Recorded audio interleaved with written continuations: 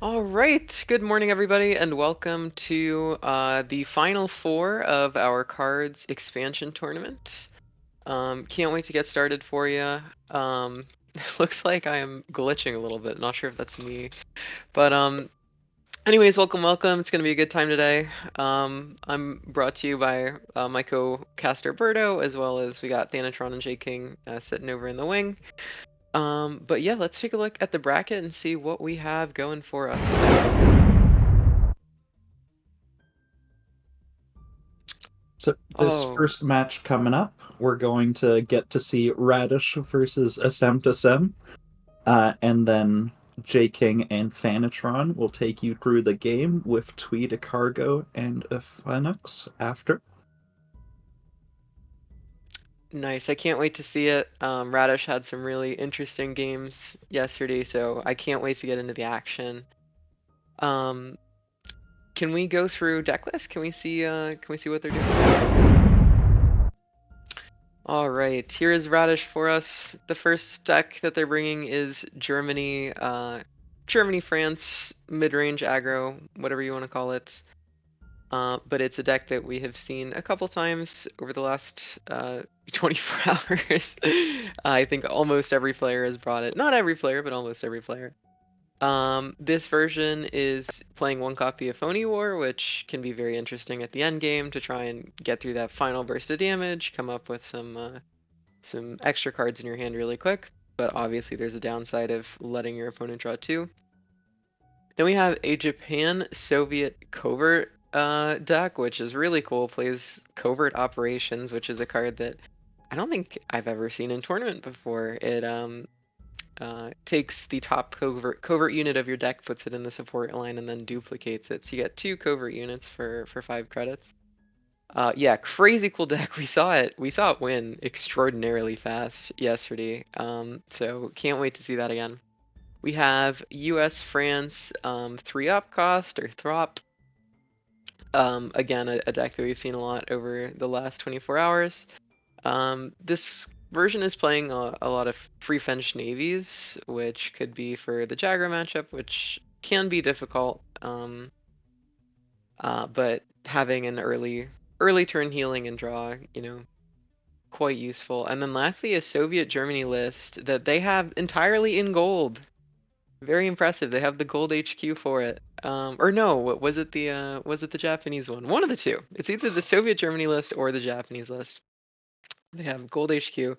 But this list is really cool. It seems to be of their own making. It relies on the mechanized division and then um, uh, larger tanks with four more cost or four more attack. Just to create a really strong mid-range game plan that can lean a little bit into control. But very, very cool deck. So let's see what the other player is doing. So we have Asem bringing a Britain Air Germany air list, making good use of suppression, almost always going to be able to get the draw off of that card. Um, and then next up, we have another Gria operation cost list.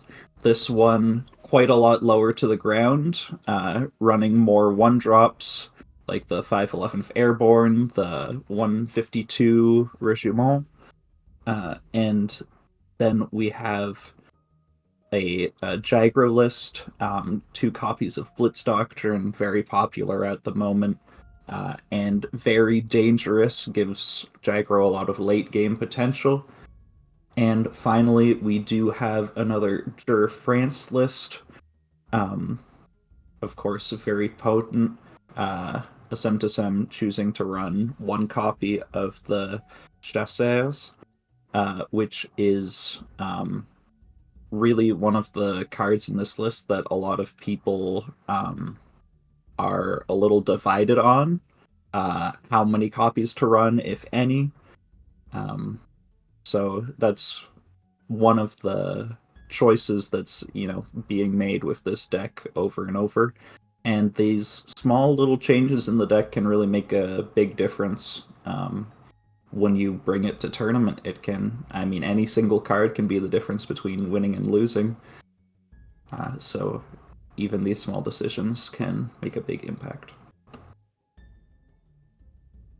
All right, yeah. So,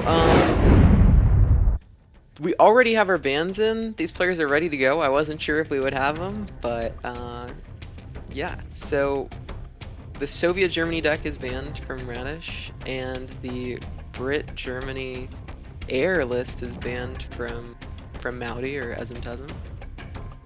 Uh, Very interesting. Are those the bans that you were expecting? So I definitely think the ban on Brit Air makes a lot of sense from Radish because Air is really good against Soviets, especially when they don't have so much healing from their minor nation. And Covert gets really destroyed by bombers. Uh, so, those two matchups are really difficult if you don't ban air. Even the drop list can have a lot of trouble against air. So I think that makes a lot of sense from Radish. Asem banning the Soviets, maybe that means that he anticipated his air getting banned and doesn't think he has the kind of aggression in all of his other lists to punish the lack of healing, or maybe the Soviet 835th is just so good right now that it's enough healing almost on its own to justify banning it. Yeah, maybe. Um, all right, and it looks like Radish's starting hand not that good, but they are going first, and given that both these decks are board-based, tempo-based decks, going first is definitely helpful. Keeping the crossfire given the matchup makes sense. Yeah, it's so hard to play against this card as aggro.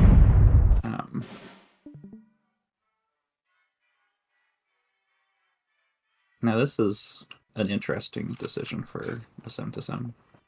It's really hard to justify the turn 1 Yokosuka when dragons are on the table. Yeah, as well as Jaeger. Yeah, there's definitely several cards that squander that game.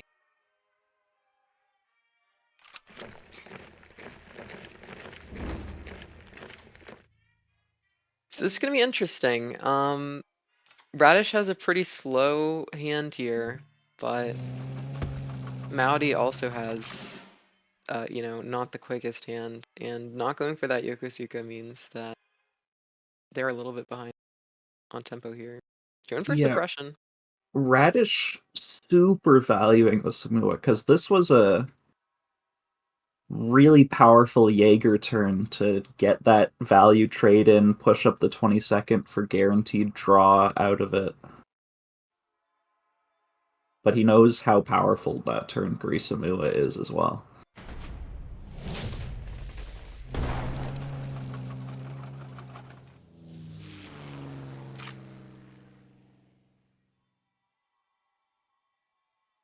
Well, this is gonna be tough.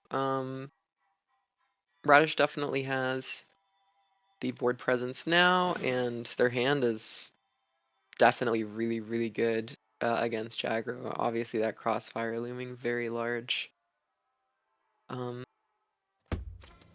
gonna need to find a way to catch up on tempo, and the Dragon Slayer, theoretically could work, but it dies to this dive bombing into Samua or even like Schutzen, but I would definitely go for dive bombing Samua here.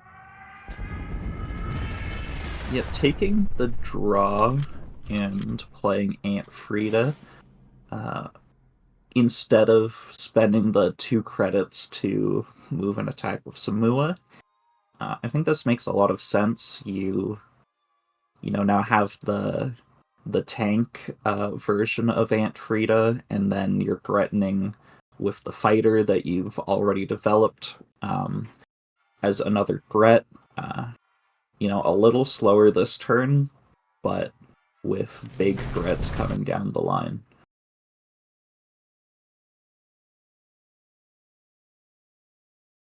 Phony War is definitely not the card you want to see there. Phony War in this particular matchup is not the strongest thing in the world. But there is definitely enough value elsewhere in Radish's hand that that's not a huge deal at the moment. Starting with Arado. Oh, well, value. That's like, the most value heavy card potentially in the entire game right now.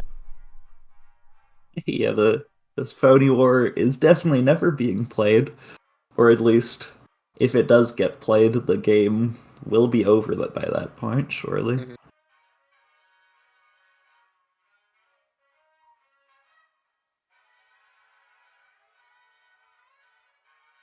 And So, Asemtasem has prevented his opponent from, taking the front line and making use of the front line with this shock unit as a constant threat, but Radish has really managed to make that a non-issue by just controlling the front line himself and not really worrying about uh, his lack of control over the front line in this game.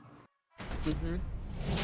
Yeah, Radish has many options to deal with all of these little infantry, and to be honest, I think this was Maudi's best chance back into the game, just looking at both players' hands. I mean, obviously we have perfect information, but um, using those shocks as effectively as possible, kind of preventing the opponent from getting anything going in the front line, and then maybe hoping that you find something to deal with the planes at a later date seemed like the most realistic game plan, but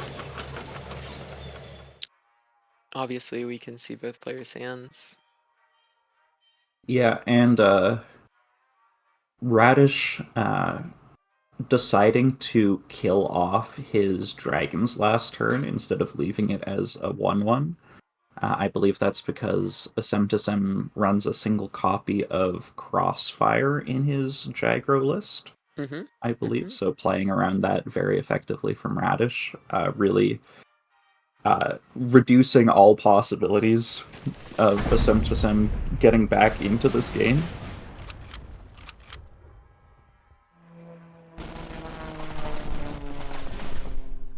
And there it is. Summoned into existence, willed into existence even. Yeah. And I believe this is the second suppression Asemtasem's playing for no draw, which is, really awkward for this deck. No expansions either. You really need that card draw in Jagro just to keep up. And without those pieces, it's becoming very awkward very quickly. For sure. I mean, obviously, this deck is going to be a lot less likely to have that plane than uh, something like, I don't know, Britain, Germany, Air. But yeah, so I would say that in this deck, it's not all that rare to see a situation you don't have the plane. There are definitely not that many planes anymore, especially now that Aichi has kind of lost favor, but nonetheless, it's still way nicer to be able to play a suppression that also draws you a card. For sure. And Some to Some goes with the only play where he's not just dying on board, but the Verbal Wind or does Shudson both easily answer this, and Radish takes game number 1.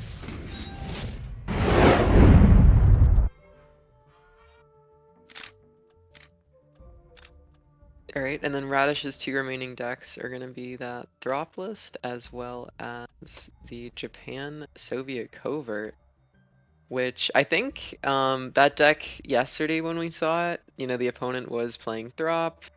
They weren't at really in any way able to uncovert the Radish's units, but Maudi's lineup is a lot more aggressive, and while yeah, there still is that drop matchup that you're really trying to avoid if you're Maudi, it's gonna be a lot harder to kind of find that matchup where your coverts aren't getting attacked, aren't getting uncoverted. Now we do finally see from a sem to sem really how this Germany France deck wants to start with a 2-3-0 op unit in the front line, going first, applying tons of pressure.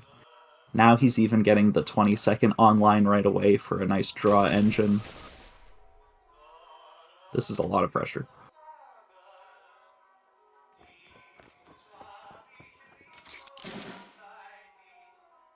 Yeah, there's a lot of tank synergy cards going on right now, but it's gonna take a turn to develop a tank. Probably the flak here, just given the fact that you have, yeah, the combined arms as well as the Ant Friedis.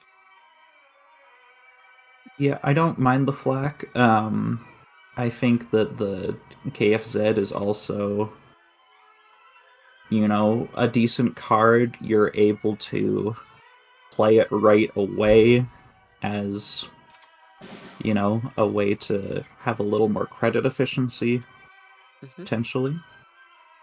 I will say I'm now realizing that the name KFC, the pun just does not work for Canadians, British people. Yeah, KFZ. It's okay. I can play along. All right, and this is definitely what you want to see. You know, the turn being lost, quote unquote lost, I should say, is completely irrelevant here. You still got to do everything that you wanted to do. You traded out effectively. This is exactly how you want to deal with Kurume. Obviously, it's not always this easy, but yeah, this play, there's an absolutely overwhelming front line to get through for Radish.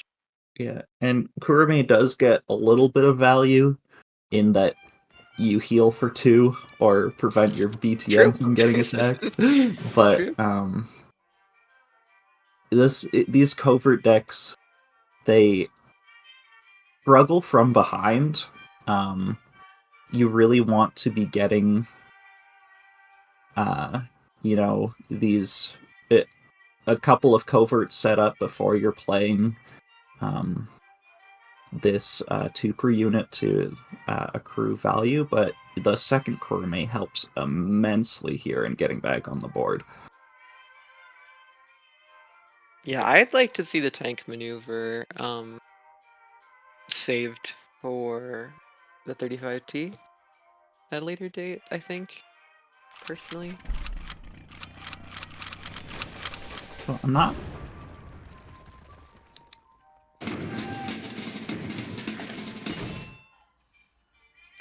sure why the Henschel comes out first. True, yeah, no, with the missing information, it might be better to glean a little bit of that information first. And it seems a little strange to me that the Henschel's coming out when it's only +1/+1.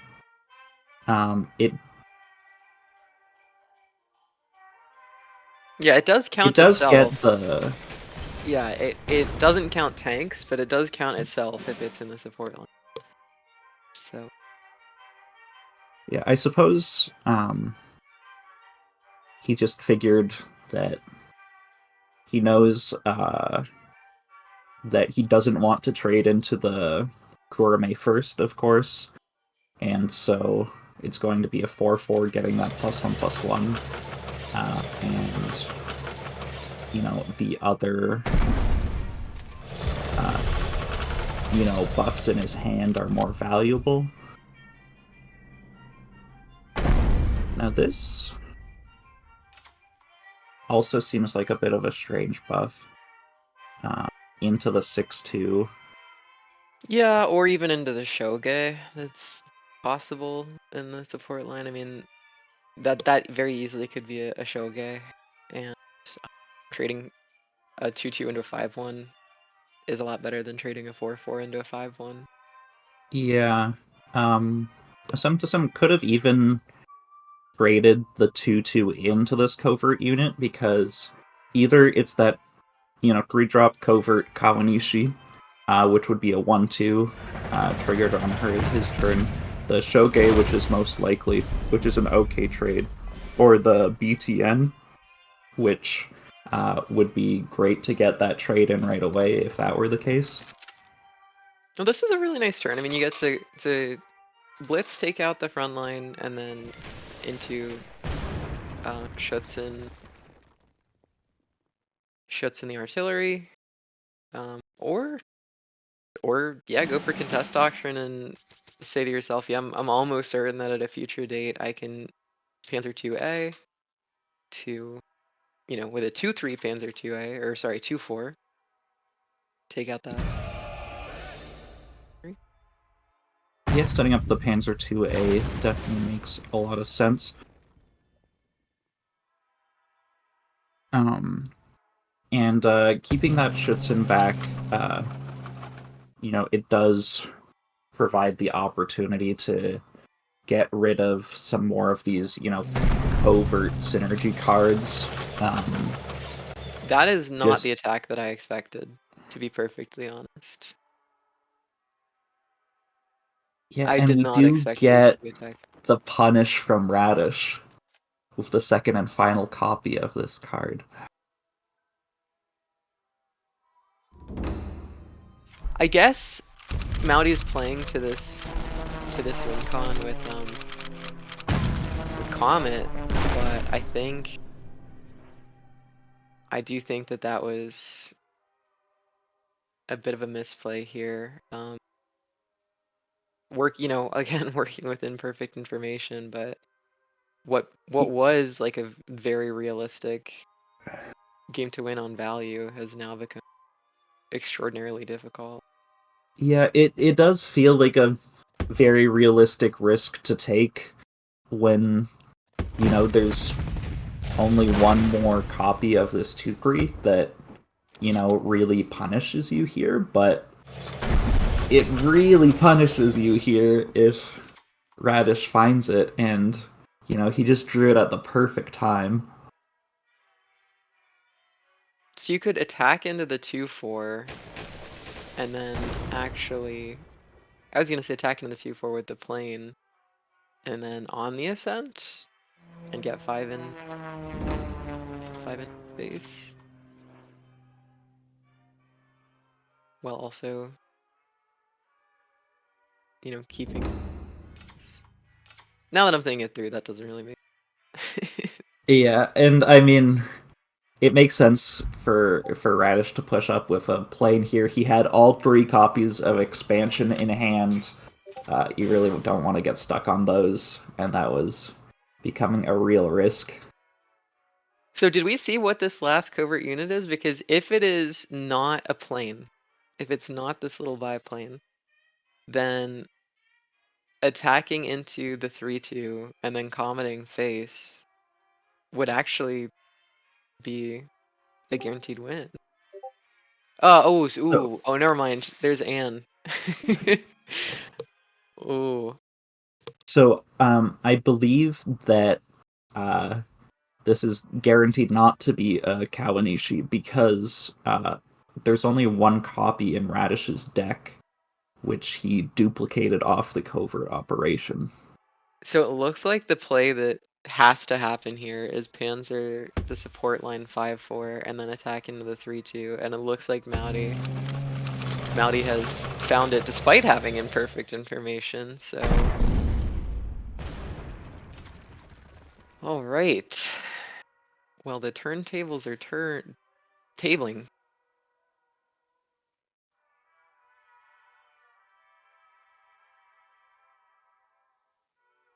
Now, this is a very difficult position, of course. I think we're going to see Radish I was going to say get that draw off of expansion, which is still possible, but If Radish doesn't push anything up here, never mind. I was gonna say if they didn't push anything up here, Maudi actually had lethal. But this is quite interesting.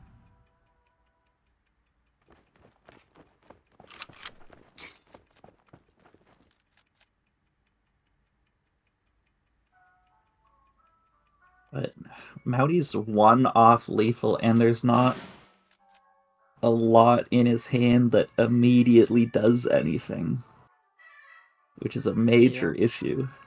Yeah, if the Samua was on the field instead of in the hand. Oh I'm man. trying to think of, any tank you can get off of Contest Doctrine that would, really help in this scenario.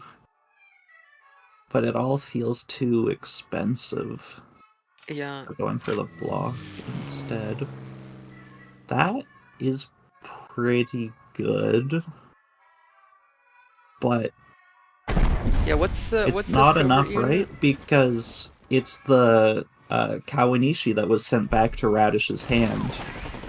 Asem Tasem does have the information on this, so he knows he's at 2 health.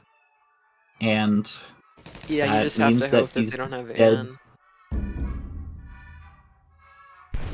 to this bomber. To this key Anne. Really close to clawing back that one. Wow. For Sim there. Wow, yeah. I think, you went for the aggressive. There were 2 lines, right? The key decision point of that game was you can either attack face or you can go for value. And on like two I would say 2 maybe 3 pivotal turns.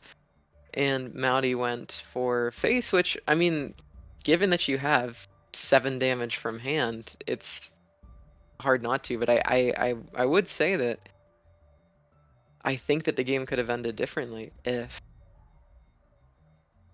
if he went for the value plays, just because at one point he had like 8 or 9 cards in hand and had all the board tempo, and you can just kind of eat the covert units as they appear. Yeah, definitely. With seeing the hands, you're for sure right. I do wonder, if there were any other, considerations to be made. If there was a hand Maudi was imagining, a hand Asem was imagining that would have been an issue with trading. I'm not sure.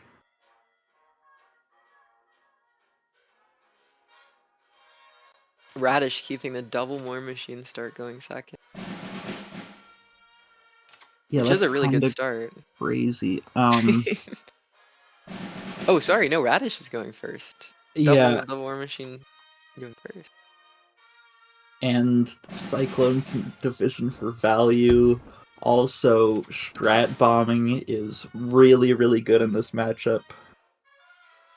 We surely have to see a firebomb here from Maudi when your opponent is only on 3 cards in hand.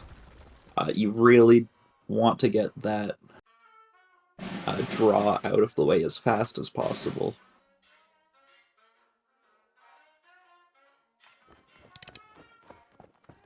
Very interesting. That is not what I expected, but I understand why you go for it here. Yeah, it is an incredibly risky play because,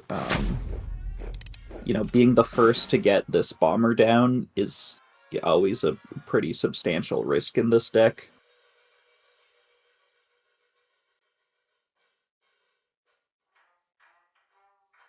Pushing up to prevent the Sherman draw? I mean, you don't even know that that's the particular Sherman.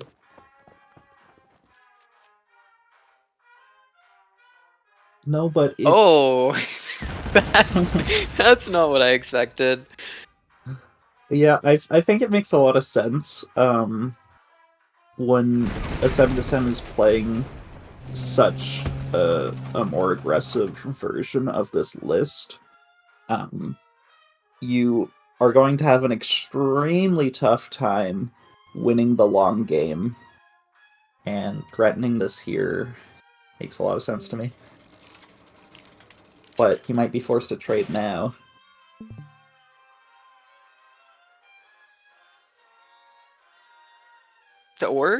Or you could hit face again.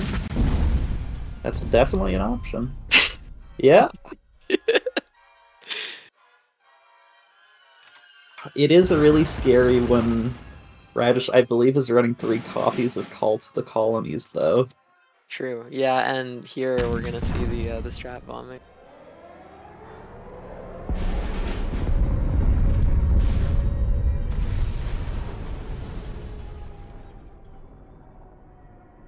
Now, yeah, you can Michigan trade and then play a War Machine. The ordering of how you use Michigan is really interesting, and it can be quite convoluted once you start including the Firebomb and your desire to Yeah, get value yeah. off of that card.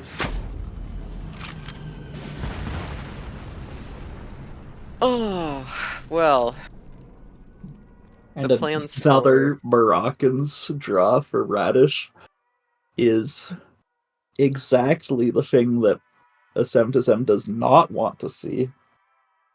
yeah, with the colonies acting as additional insurance. Yeah, I mean, this is this is very, very hard. You got to start with a bomber Mothie here. Um, I'm not. Hmm, You would go for double research. I think maybe. Okay. Well, or you can do one research War Machine and play this 13th Engineers and a 152E is also an option to get 2 more credits. And then start your next turn at 12.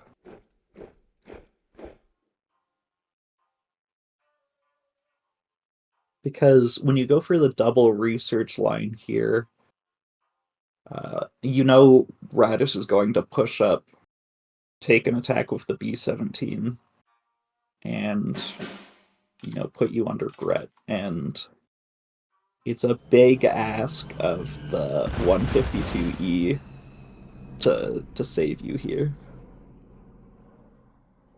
Yeah, I mean, if they double push up, even if they don't double push up, having any removal for the 152nd.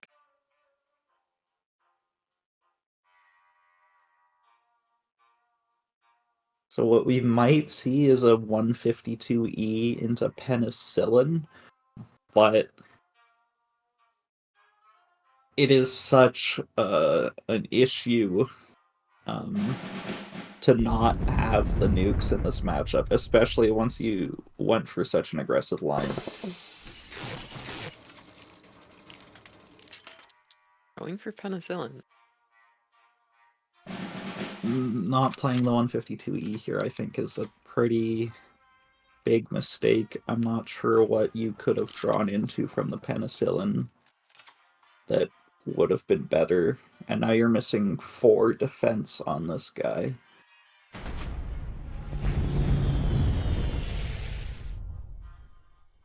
Which is really majorly relevant here. Wow, that's crazy.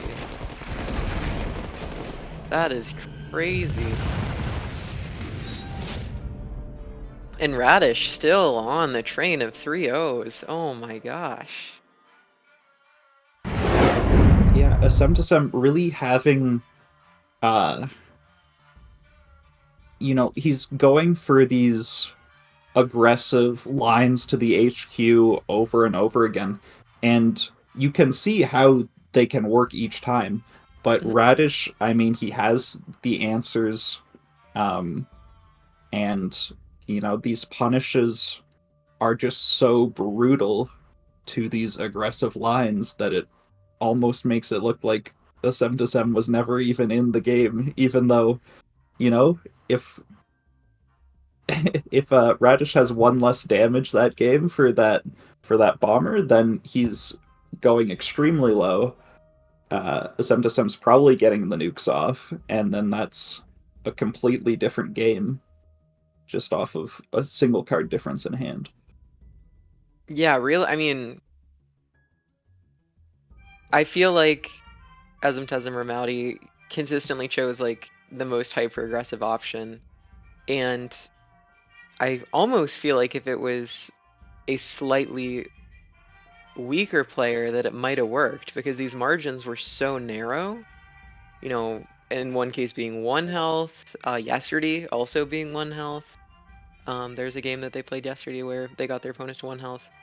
Um, you know, getting your opponent quite low on many occasions, and I feel like just the tiny margins that Radish and other really strong opponents are able to find a way to survive makes it really tough. Yeah, well, we might see how those margins line up differently in the third place match.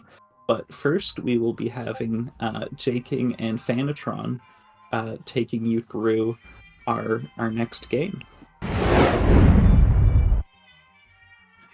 All right, and there you can see Radish has booked their ticket to the grand finals with 2 consecutive 3-0s after a 5-0 Swiss round last week. Very impressive stuff coming out from Radish. And the player who will be joining him in the finals is going to be either Cargo or Ephonics. So these are both players who, yesterday we saw both of these players pull off reverse sweeps, going down 0-2 and managing to win 3 straight against their respective opponents to make it to the semifinals.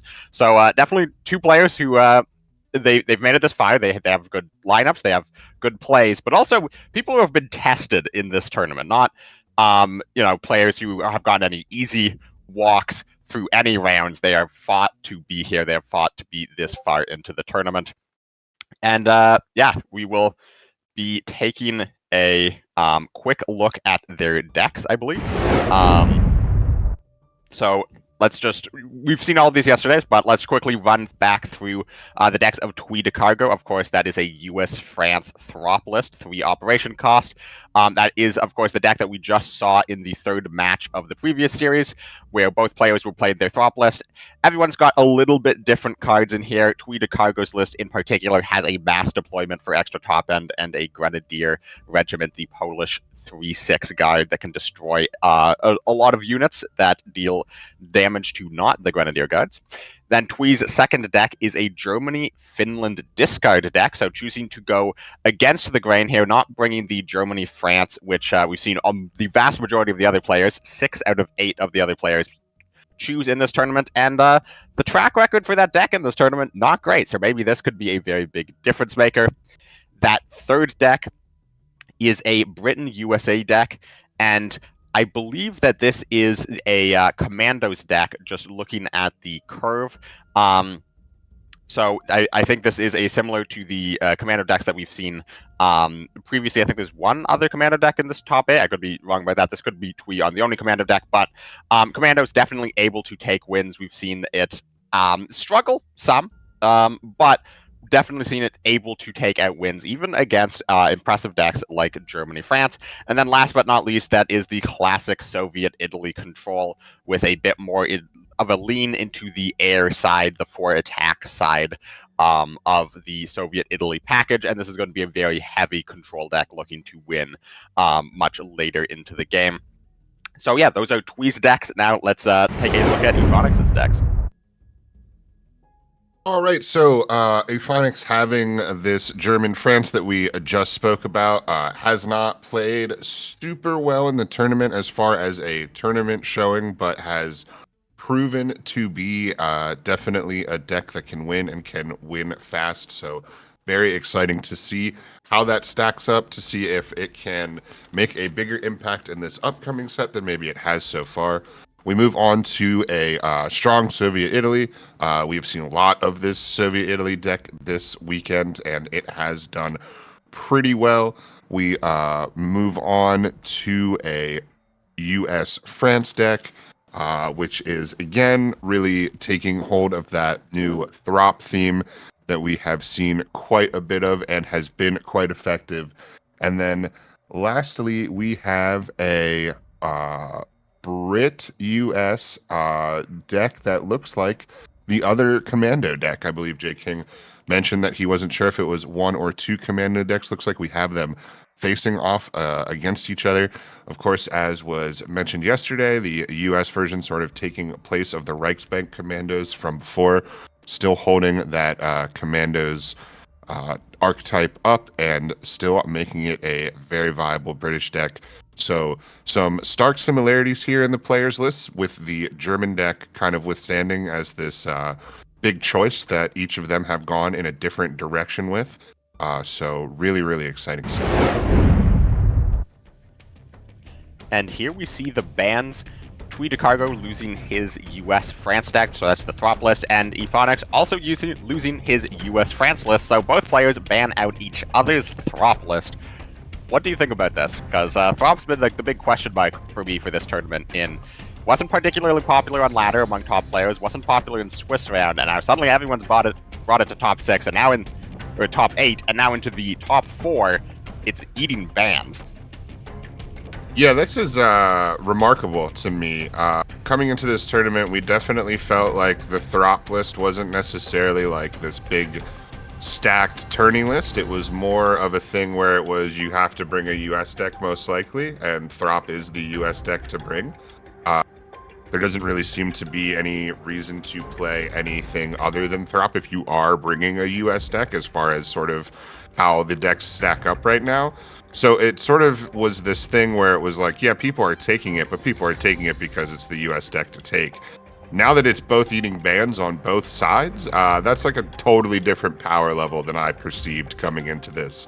And I would certainly trust both of these players' instincts on sort of the deck power levels or tiers at this moment in time before I would trust my own. So super interesting. This is like almost an ebb and flow in real time. And we saw at the beginning in the first round, there was a lot of Germany bans, but the people who didn't ban Germany, and specifically this Germany-France, it's been struggling. It's 2-6 in across the tournament so far, not counting the one mirror match that we had to end off yesterday, where of course it got a win and a loss. But 2-6, that's a 25% win rate from the most popular deck that people sort of perceived as the best deck in the game.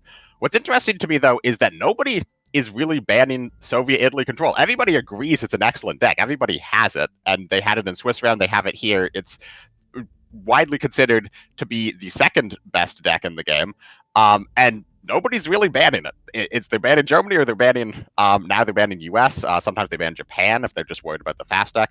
People are letting these Soviet decks slide, and I haven't tracked exactly what the win rate is, but I'm pretty sure the Soviet control probably has the highest win rate of any deck in this tournament. I feel like we haven't really seen Soviet struggle against anything here.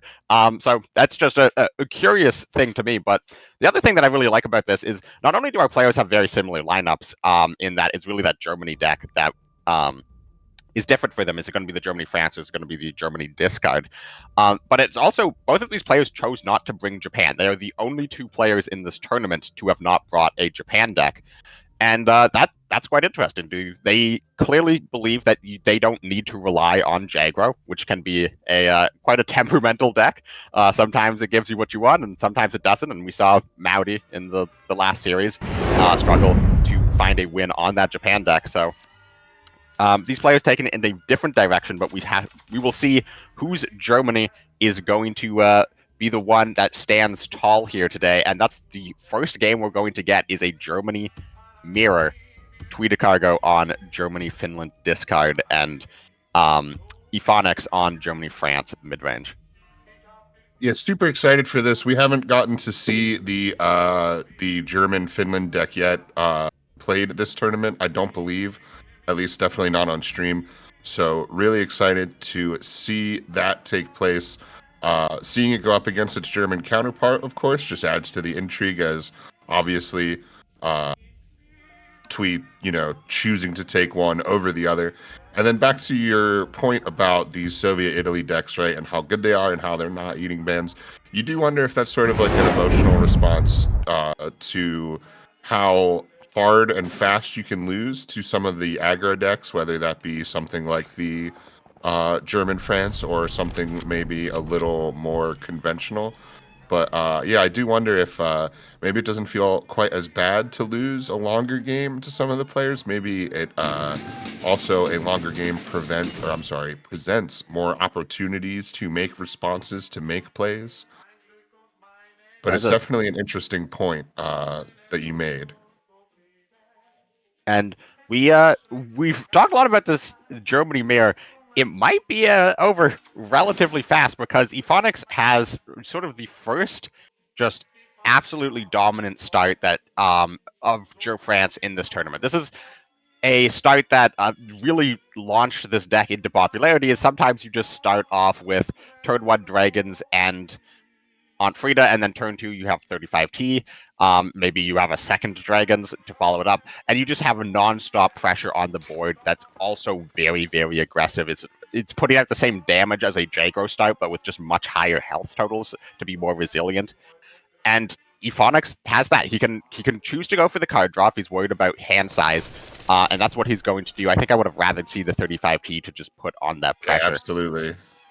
Yeah, especially holding in hand the next portion of Frida, that tank maneuver, getting the 35T out on turn 2 with the second dragons, making that huge front line, and then being able to apply the buff to the tank right away next turn as well.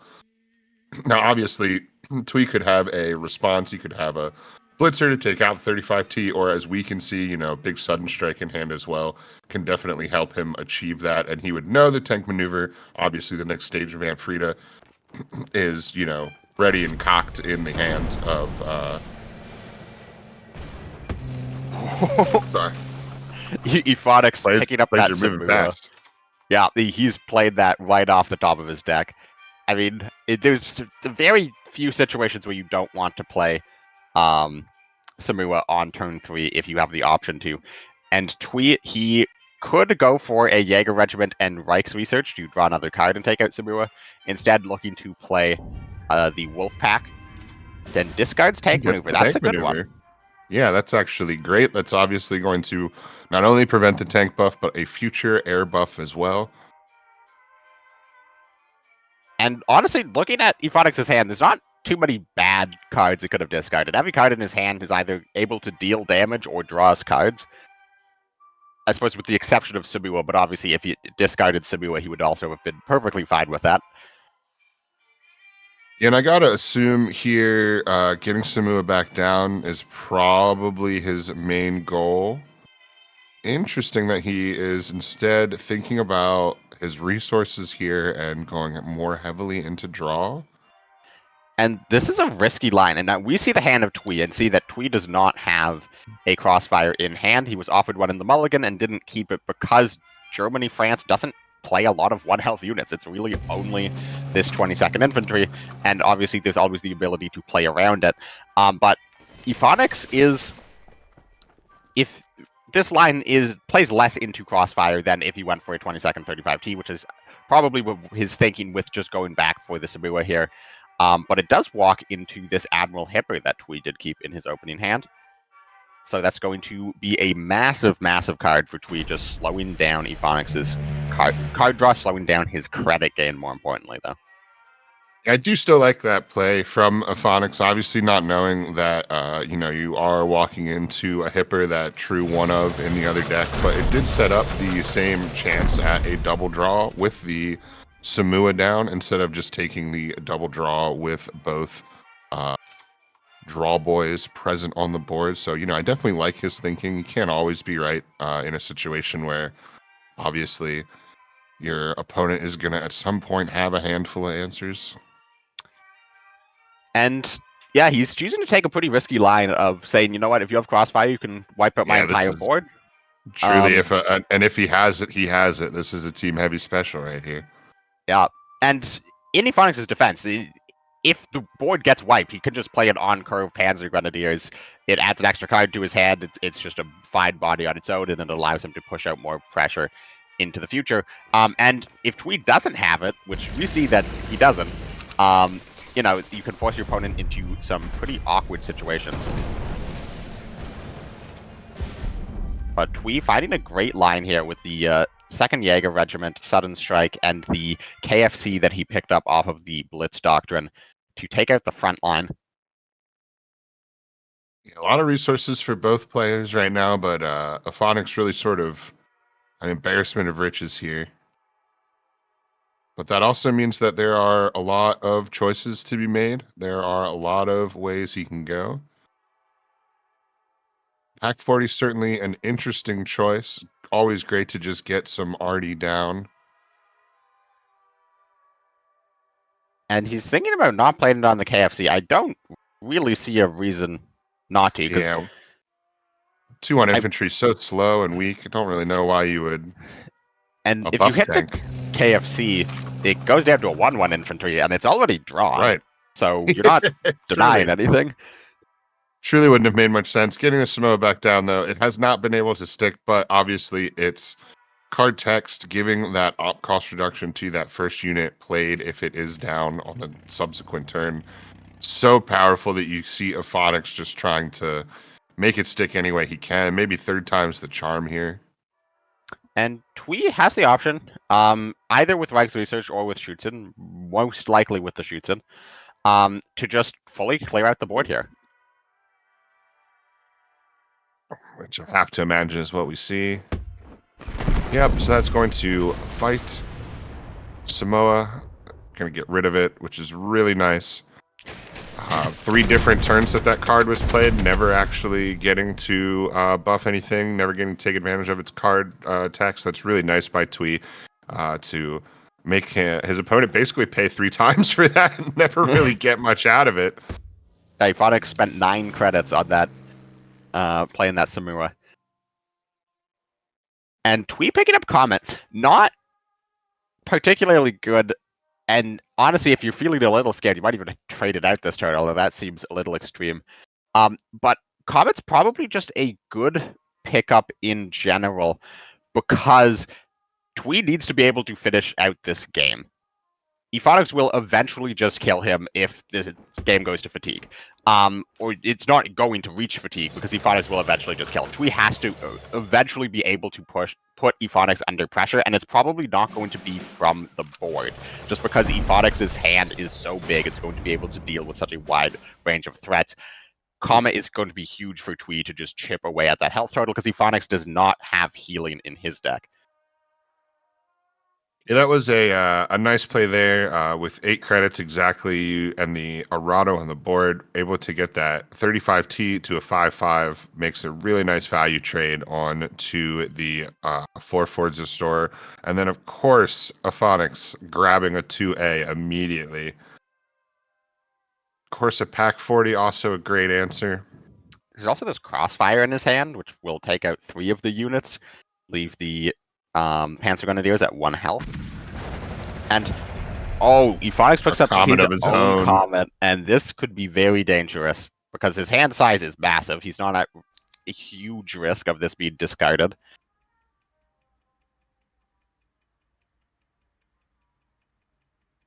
And Finland's really not coming into effect here at all, right? This has been just all German cards by Twee.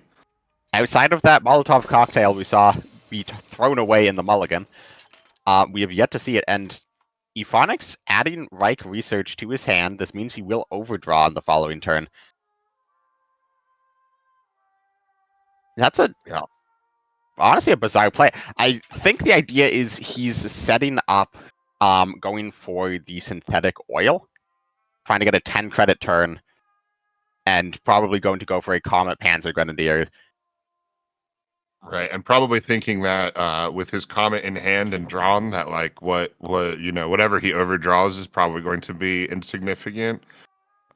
Probably not going to really help the finality play that he sort of has mentally stored up here. Very, very contentious moment. And Twee's best bet might just be go for a Panzer 3H and try to find a Molotov. Goes for his own research.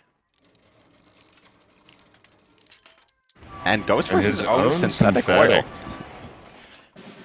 Players trading dollars right now. I don't mind this. His hand is very expensive, and with the 2 Panzer 3Hs, he guarantees that he's going to be able to spend all of those credits. The issue is you're leaving your opponent with a pack 40, which you don't have an easy way to get rid of, but you're on 11 health. Yeah, and you can see ignoring some easy trades there by Aphonix going right for the 2 damage to face, knowing that he sort of has him in range. So 2 damage, not a lot, but when you have somebody half dead, you're really starting to make impacts here with these little chips. Goes contest doctrine with all of his money.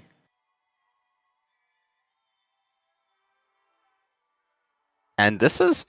He is really just looking for the Alpenfestung off of these Panzer 3Hs.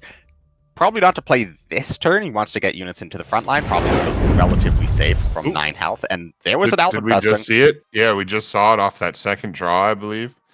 I believe that was off of the second 3H. Or no, first 3H. Huge play. You wonder if this isn't the turn for it quite yet. 9 health, probably. Yeah, and you haven't seen the Comet. Right. You're probably not worried about getting killed from 9 through the front line if you can get some units there. But I mean, he's running out of credits. You might have to wolfpack this pack 40, just get it off the board. Then you want to throw some units to the front line. And some Finnish boys here. The countermeasure is a nice touch. That might be, with all this money flying around, holding up 2 isn't the most insane thing, but an insane crossfire here. My goodness, probably the best crossfire we've ever seen. Twee not doing great to play around that. From the deep there is a decent hit, but that card, German Sherman generating its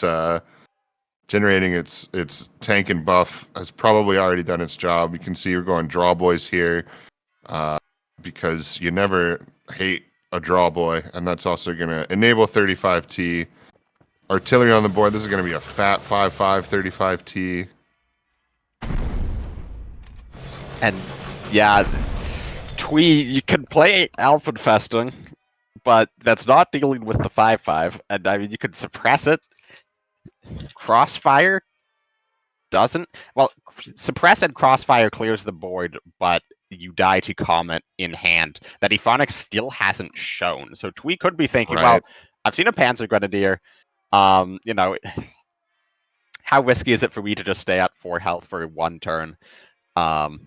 Answer, pretty risky. You can even throw up a Panzer J late to the front line and feel slightly more safe. They are saying I'm not dead to Panzer Grenadier, I'm not dead to Panzer J late. But unfortunately, 1 credit off, right, as well. The suppress crossfire Alpenfestung turn. Yeah. He could wolfpack the 35T, just get rid of the 5-5, got himself a little more health. Discards looks a like suppression. That's what's going to be the play here. Now we see all these Finnish cards we never found getting thrown into the pile. Now they use 3 of the Infantry Regiment 36 and Prolonged Siege and Blitz Doctrine. That is a huge chunk of the cards that add more cards to his hand. And with a Blitz Doctrine being picked up for Aphonix now, with the Comet, with From the Deep already gone, and Aphonix sitting at 19 health, it is hard to imagine a world where Aphonix does not win this game. Yeah, this definitely seems like just a matter of time. And not that much time. I suppose the biggest worry is if he somehow overcommits into this crossfire, loses too many resources, and then Comet plus Panzer J late creating a faster clock than Aphonix can put up. But probably going to take I was going to take, say, the Panzer IV for the deployment fight. That can help get rid of some big cards, put out some big blitz. Panther D here, I mean, there's not great hard removal, but I feel like this is... If you're Aphonix, you're thinking, how do I lose this game? And how you lose is this board gets wiped, and then you put under a ton of pressure very quickly. And I feel like Panzer IV is much better in that situation than this Panther D. Yeah, you wonder if that's just I don't want to say an attempt at winning cool, but sort of and we'll see the Panther D as just like you can't really touch this sort of moment. We're putting Akshabat as well. But this gives Twee actually a very good turn of Comet Panzer J late, suppress Panther D so you don't die, and then you go face. Oh, but you can't Molotov. You'd love to be able to throw a Molotov in there. But either really way, you could go face turn to draw it for 8 damage against a deck with no healing, dropping him to 7 and saying you have to kill me in 2 turns. And Ephonics can likely kill him in 2 turns. With Panther D sticking around even just as a 7/6 with Comet in hand. But with 12 cards left in Ephonics' deck as well, and he has not seen Comet, so Twee also has to think there's 75% chance basically it's already or close to it's already in his hand. Yeah, what are the chances that it's in that back quarter of his deck and hasn't been drawn yet? Because once you start, if you're starting a race, that's going to be something to consider. With just the high operation cost, actually he might not have time. This could be very close. I'm not sure if Ephonics can end this game out in 2 turns. But Twee has to suppress Panther D, go for this late. Surely he sees all of this. But he's going Molotov, and he's leaving Panther D on the board. And getting a terrible discard. And now he's just dead. This Panther D does 16 damage, and block finishes the job.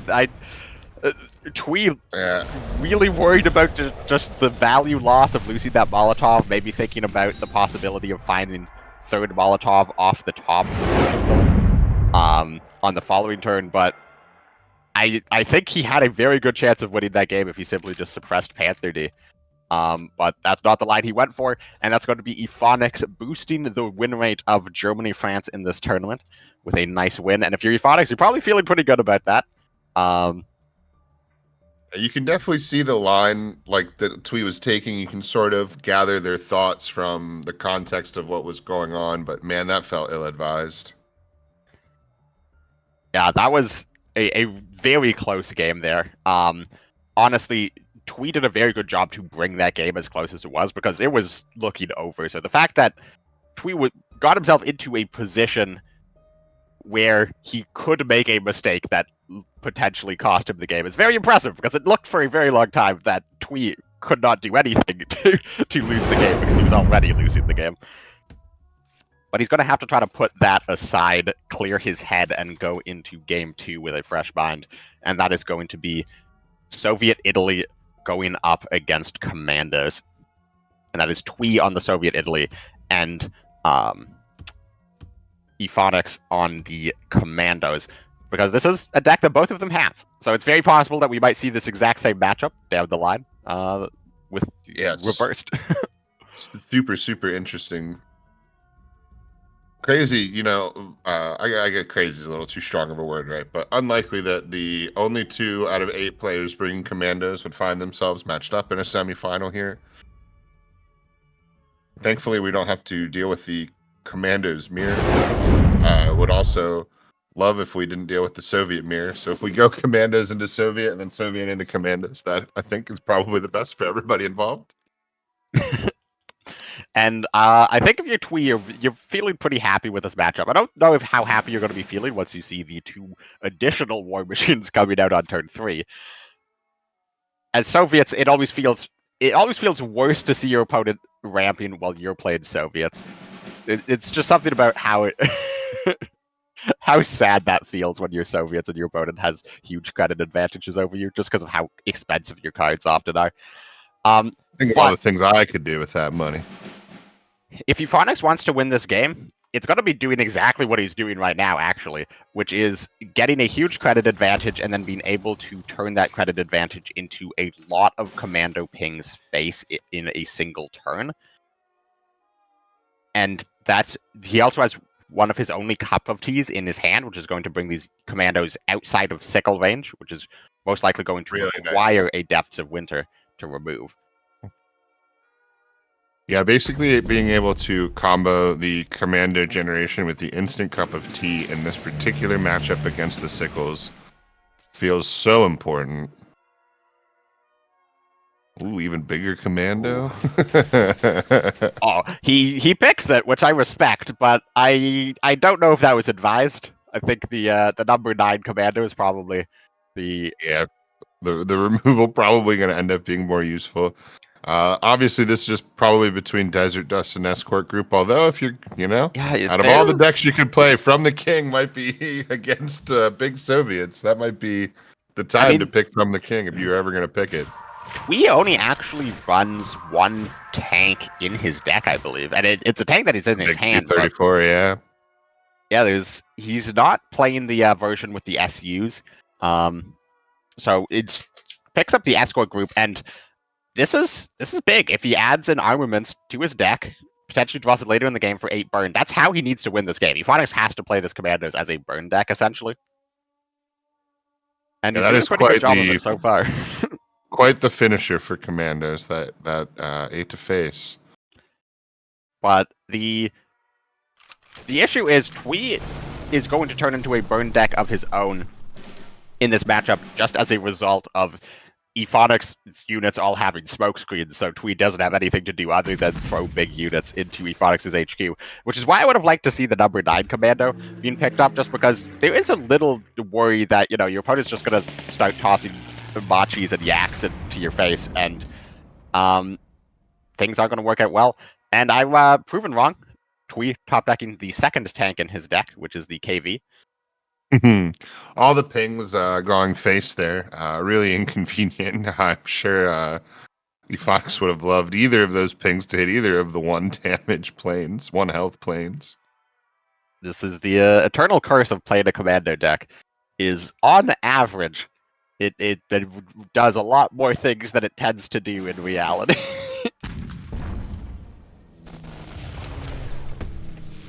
Twee just making some sensible trades, getting down more pressure on to the board, and the Rangers is going to come out with a second commando raid, and this is going to be a lot of damage. It's about to fly. About to get freaky. This is going to be 1-2. It's just doing Monty like for the pings. 18 ping damage. This 1, is 2, actually 3, 4, 5, 6. All of it in the plane. That's bad because now he can't play naval power. It actually misses lethal because it kills the plane. As he had lethal as long as it did not entirely hit the plane. In fact, actually, can you Monty on your own units? The text on Monty has been changed so many times. At this point, I'm not sure, but that's incredibly unlucky for Ephonics. That is a 1 in 8 outcome to have not won this game already, and Twee has the board clear with another Fiat and Engineers as potential healing. A huge top deck, but it doesn't quite get the there. Bomber. Blocking the 6 damage bomber as well that he could pull off the production. And Ephonics is just going to go for it with the commandos, see what he gets. I think that you'd want to take out the Engineers to deny the healing, but it takes it out the other way around, which gives Twee 2 extra healing. It could be at 3 health, which would be a possible monumental difference, but the B-24D really stands tall here. Twee obviously knows it's in his hands. Yep, immediately goes to his Maki. And Twee is not technically dead. With Machi, claim the skies, and attack one of these units, he will be at 5 health with 3 1/1s in the front line, B-24D being blocked by the Machi, still alive on board. It's not a great position to be in, but it is the best position you can get in. If he goes for Dagger Strikes, he's still technically not dead by just playing Machi, but it does mean that he's dead to a single commando ping face, which will be a 50-50 rather than 2 commando pings face with the other line. Yeah, just not quite seeing that, unfortunately.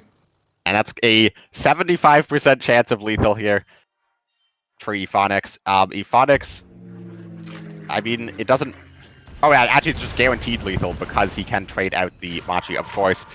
And the Cup of Tea now allows him to play an order that is not the naval power for the guaranteed lethal here.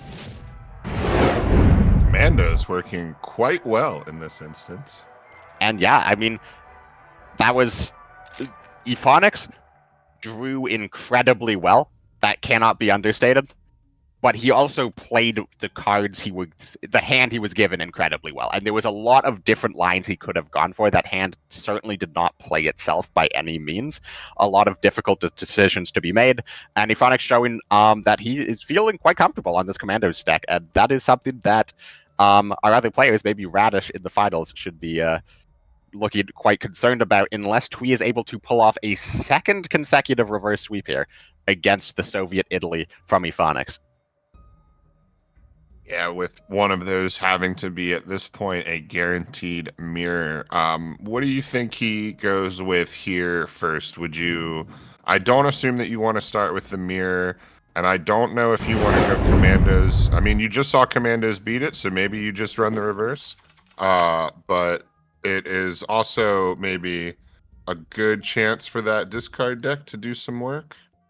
It looks like he's starting with the mirror. And I kind of...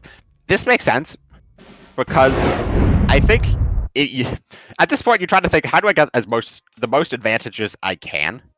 And I think at this point you're trying to get Ephonics to lose his momentum. You're trying to shake him up, and winning what very well could be a 30-minute, a 40-minute mirror match is probably a good way to start putting your opponent on tilt.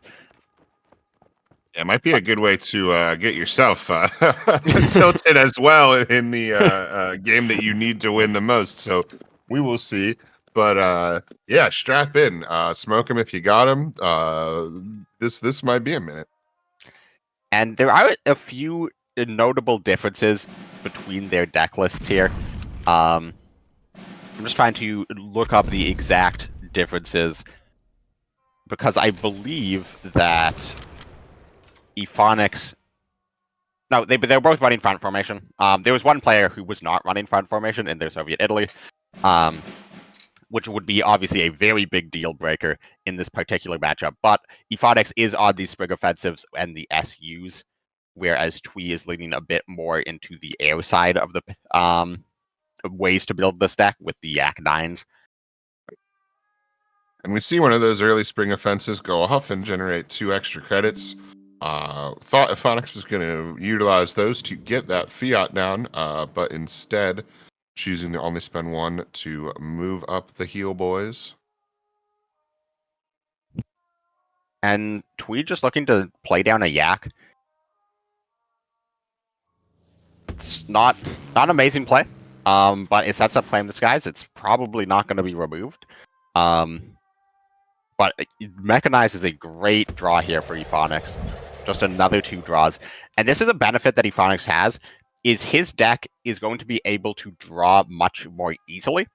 And despite this being a Soviet control barrier, you'd think fatigue would be a big factor. But the primary factor is just finding front formation. Now, Twee already has a huge advantage in that sense, because Twee is holding on to that front formation in hand already. So Twee does not have to draw more cards, at least at this stage. Twee is able to just try to keep their health as high as possible, and take out as many units as possible, as efficiently as possible, up until that turn 9. Yeah, with the addition of front formation, Soviets definitely got this sort of end game ability that can allow just to finish sort of any match if it is to go to that stage. So which one of these, I'm sorry, I'm kind of rambling. When you're playing the same deck against each other, then obviously getting to that stage first is going to be a huge deal.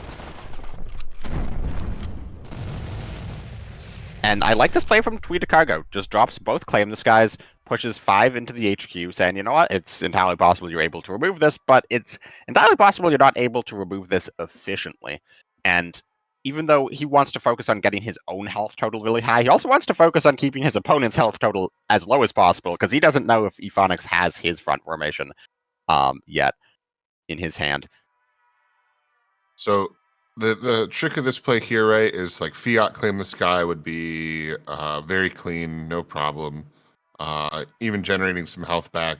I assume the hesitancy here is that Maki Claim the Sky next turn is just so gosh dang appealing. Yeah, it also makes it a little awkward with the curve. Like, do you want to play down the SU and then not trade if you go for the Claim the Skies line? Chooses to just play down the units and say, you know what, I can take another 5. Yep. Because that's a 2 good plenty of attacks health. on you.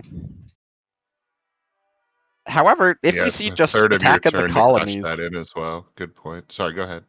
yeah, if we see attack in the colonies on the Fiat, which is looking like that's what we're going to get, I think you can pretty reasonably send this Yak 9 into the HQ again.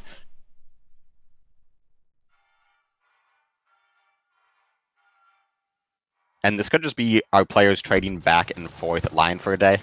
Instead, it will be the Machi Claim the Skies.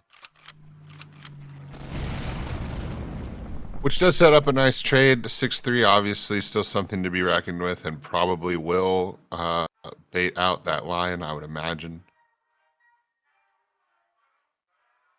There is also the possibility of just straight up trading in the Yak 9 if you want. Doesn't feel great, but I suppose if you line for a day, you could line for a day the SU and play down the Yak 9, and that maybe sets up a sickle into the Machi. Because that does just leave a unit your opponent probably has to answer. And our players here show that they really like just getting units down onto the board and saying, deal with it. Yeah, just going wide with the planes here. He certainly has the health total to be doing this. It's not like he's risking just dying by any means.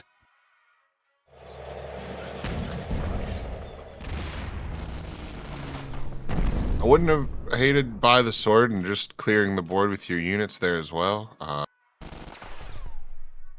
Some more units into Twee's hand now, so maybe that would have been naive, but getting 3 or more off of that doesn't feel like the easiest thing to achieve. And now the resources are in Twee's favor.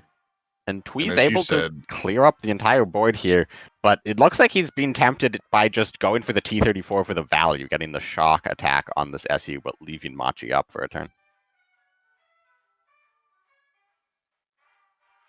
Beautiful, beautiful value. Looks like he's changing his mind back to the sickle. Trade down Yak. Some real nice math here. Some 2 + 1 = 3.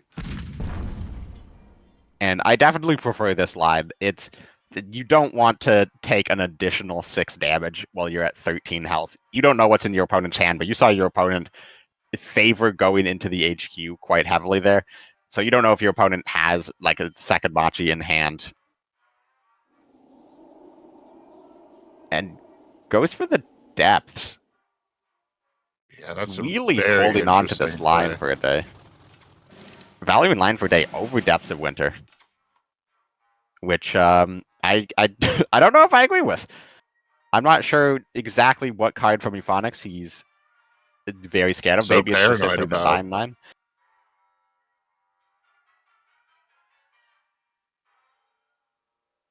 So it's contemplating sickling his own unit there for some reason. Attacking the colony is going to work really well here. We're going to top deck that, shove it right in. We're going to swing the health total back towards Phonics, clear the board. And you don't want to play front formation here because there's a bunch of 1/1s blocking the way and you're getting a little low on health. And you're not able to trade out both of these guys.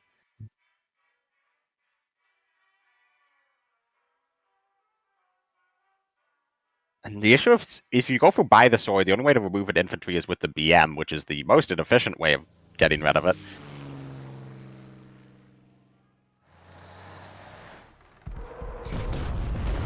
I like this play, just getting rid of one of them, minimizing damage to your HQ. And Ephonix has finally run out of steam to play immediately in his hand. He goes for Buy the Sword, refills his hand, but at least it was not like a T-34 into the HQ or something this turn, or slamming down a KV, something scary. So if you're Twee, you're pretty happy seeing a 2-card Buy the Sword for 4 credits here to start off this turn. Yeah, just going wide again. I thought perhaps that the 6 credits might be fiat, and then I'm sorry, my brain's dying on the card that generates the 2 guard tanks. Mobile defense. Mobile defense. Thank you. Jeez. But yeah, going with the guard as well. The infantry guard. So Dechima here could prove to be very clutch for Twee. The 2/5 ambush is going to be very good into this board if he uses it to take out the 3/6 guard. Yeah, it would really nullify the little guard tanks. The ambush would be a big killer for those. Could even get his Yak PL guarded up as well as his HQ. And you, presumably, if you go for that Dechima line, you also take out the 1/1 infantry with your Yak, just taking out the light infantry, and tax your opponent 4 credits. They're probably not going to have a way to get through. Instead, goes for a very risky Buy the Sword. Draw 3. Second attack in the colonies right off the rip. We're just, as soon as we see those, we're throwing them down. Yeah, both of our players here feeling very confident in their finding of the attacks in the colony.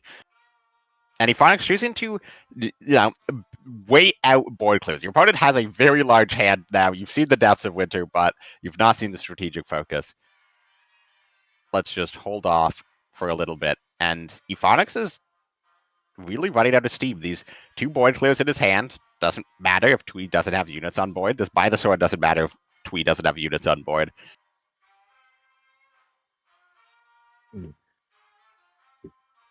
Yeah, not able to throw in tons of damage here with this board, but enough to make it need an answer of some sort.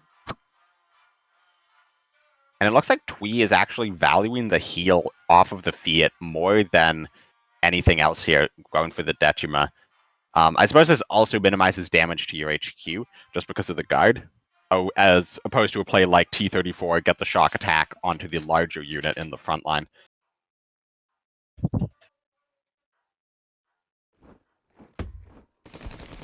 Yep, that's going to be exactly what he goes with. And now that 2 card Buy the Sword. 4th guard's drawn. That is Ephonics' second Machi. No tank for the mechanized, but he's picking up some big units. We finally have some targets for his coveted line for a day. I almost wonder if this is a strategic focus turn and to just put 3 into the HQ.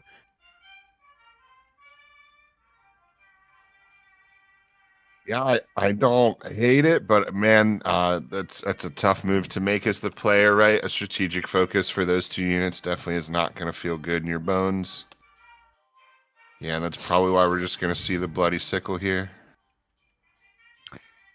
The issue is this BM is just going to stick around for quite some time.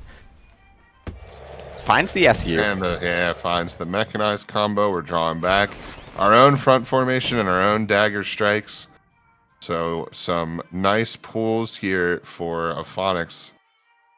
This has really started to, the pendulum has stopped swinging so much, kind of going back to the center here as both players sort of, I wouldn't say draw even, but draw more even. And we saw this front formation in the hand of Twee since the very beginning of the game, but he's just never had an opportunity to play it. Normally you want to slam it down on turn 9, but he's always just been slightly on the back foot. Ephonics putting him under pressure.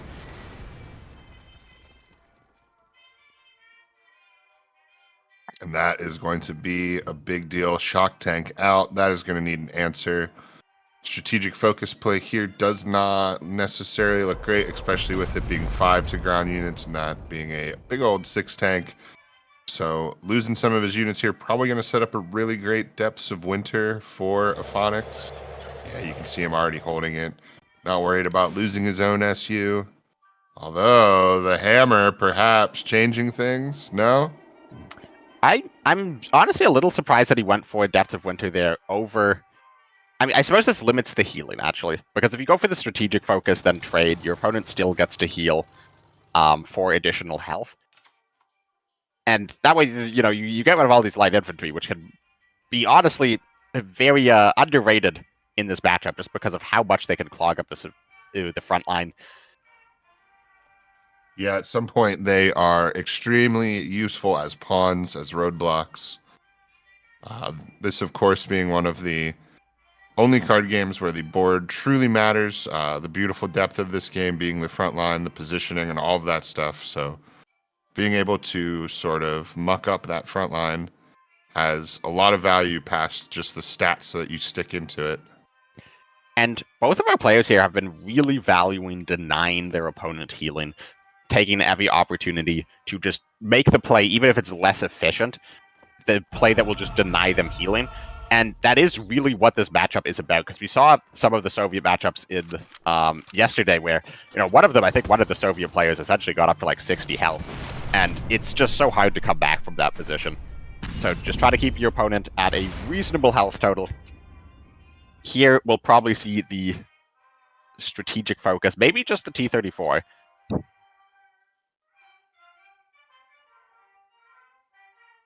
Yeah, you can see kind of rethinking his plan here. And now, this has really shifted, right? As you said many times, that Twee has not been able to play front formations, start like generating all of these tanks. So now that has given time for Aphonix to draw into that card as well. And now where we are is a slight health advantage and maybe even a slight resource advantage to Aphonix. However, Twee still has a Winter Offensive in his deck. I believe there's still the strategic focus for Twee, whereas Aphonix, he's down all of his AoEs. So he's got some big units, and he's definitely got some ability to send those big units into the HQ, which Twee has to be concerned about. But if Aphonix is not able to end the game quickly with these big units, there's going to be pressure. And we see just all of these air units coming out from Twee, Right. and this hammer feeling like a bit of a chump in the hand of Aphonix here. Right, he went for all of his targeted removal, including his lions a little early. Perhaps not truly thinking out where he can make that hammer useful in the context of Twee's deck list, which, as you said, differs from Aphonix in that it is leaning much more into air. And that Claim the Sky straw is very huge. But he's thinking about which one he wants to take out. Does he want to take out the biggest unit? Does he want to take out the Fiat so he can go face without having to worry about additional healing? Instead, just going wants for to value guard, cards. but wants the 2-for-1 as well. Yeah, and I think the 2-for-1's the right call. Guard is obviously going to eat line for a day. And at this point, Aphonix has to know that not seeing the lines come out means that he probably is holding one. Yeah, this is the line for a day that Twee has been holding on, valuing over Depths of Winter since the beginning of the game. And there's the first front formation. Now the clocks are starting to tick. Yeah, and if you're Aphonix, you see your opponent get front formation off first, and also you're now down both Machis, and you're at an even health total. There are some benefits. You've seen some 845s, you've seen some Fiats, you've seen the Engineers, and you've seen both attack of the colonies. So Twee is out of the almost all of his healing at this point. There might be another 845th left in the deck. My goodness. Being able to fourth guards in front formation on the same turn, just stupid. The big 9-cost Soviet elites being managed to fit into the same turn, and I suspect that we will finally see this line for a day be played. So much value, but yep, line for day. Gotta take out the 9/9, and then we are going to be playing chicken with these every turn spawning T-34s.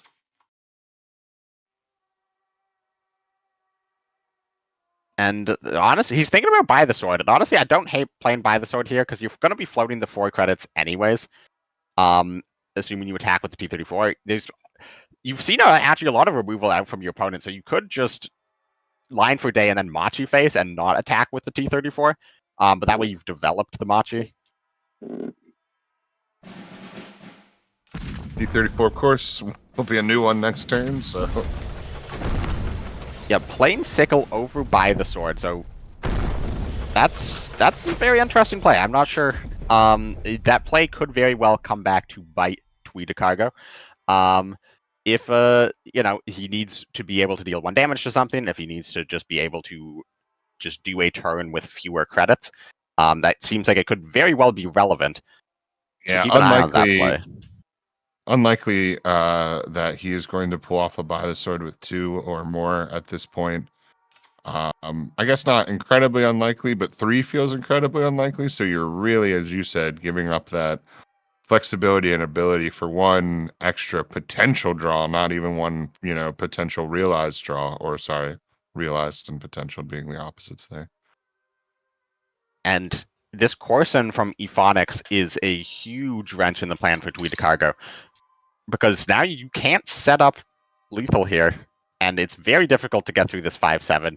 You would have really liked to have found the dagger strikes the previous turn, so you could have played that instead of Lion for a day. Instead of going for this play, weak to Sickle, but no Sickles in the hand for Ephonics, and possibly no Sickles left in the deck, judging on deck size. Yeah, he's going to have to burn the tank here. Is no other choice, and certainly can't take 5 to face. So I have to imagine it's just that and getting out the 845th rifles.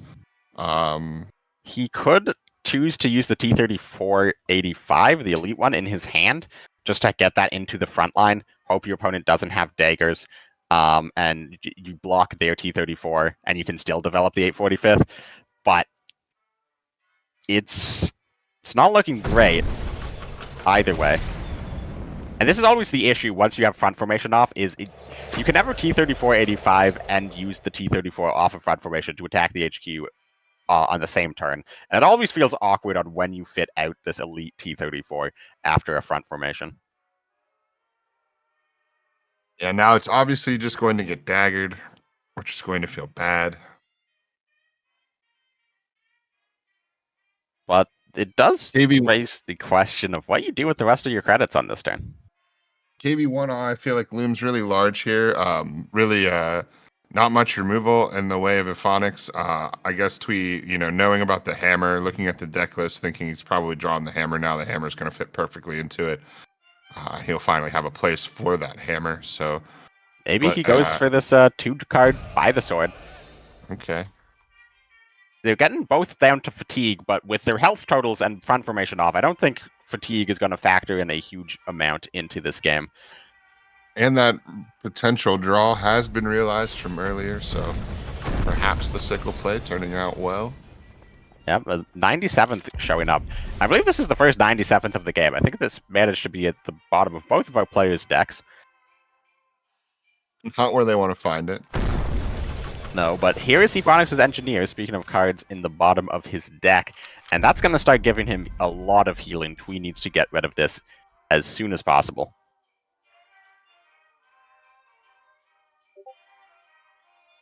And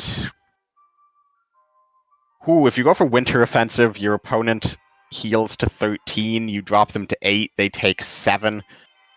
You're down to 8, they can drop you to 3, you go down to 2.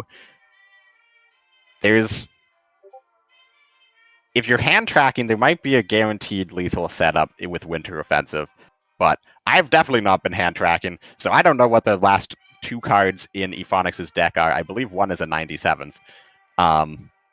But if that last one is something like a KV, something that's able to deal damage, something like a attack in the colonies, which I believe both have been played, there's a lot of risk there. Instead, Twee going for a more safe approach. Happy to see a place to put that hammer. I love Ephonics' style of just not even his turn yet. He's already grabbing the thing that he needs. And that's a sickle. And I believe that means 97th is the last card in deck. Nope, there's 2 more cards in deck. So there's 97th and 1 other card. And all this big removal in Twee's hand could possibly be worthless. Obviously, the 4 damage to face from Winter Offensive looms large. But I'm not really sure there's going to be a big strategic focus turn left here.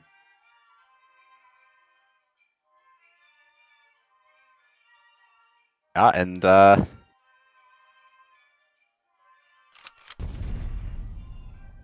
we see Phonics perhaps disconnecting. Turn just passing straight back, and this is going to be lethal for Tweed to Cargo. But I believe that this was going in his direction anyways.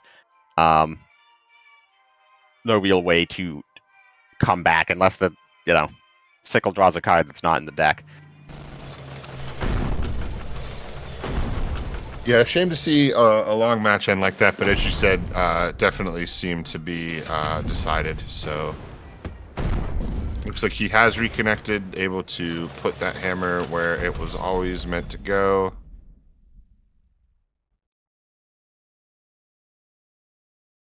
And there's not the credits to Winter Offensive and attack into the HQ with the T-34 because of this guard in the way, but you're at 17 health. Your opponent has 1 card in deck.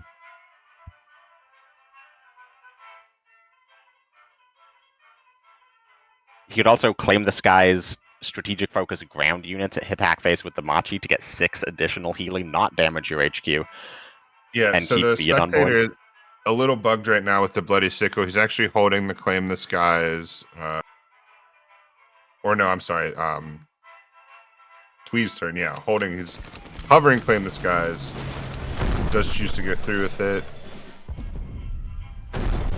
There's the 97th, last card in deck. And Ephonics 4 health. simply just going to die here to a Winter Offensive, and that is we taking game 3 and taking his first step towards a second reverse sweep. First step is the most difficult. Now the path has started.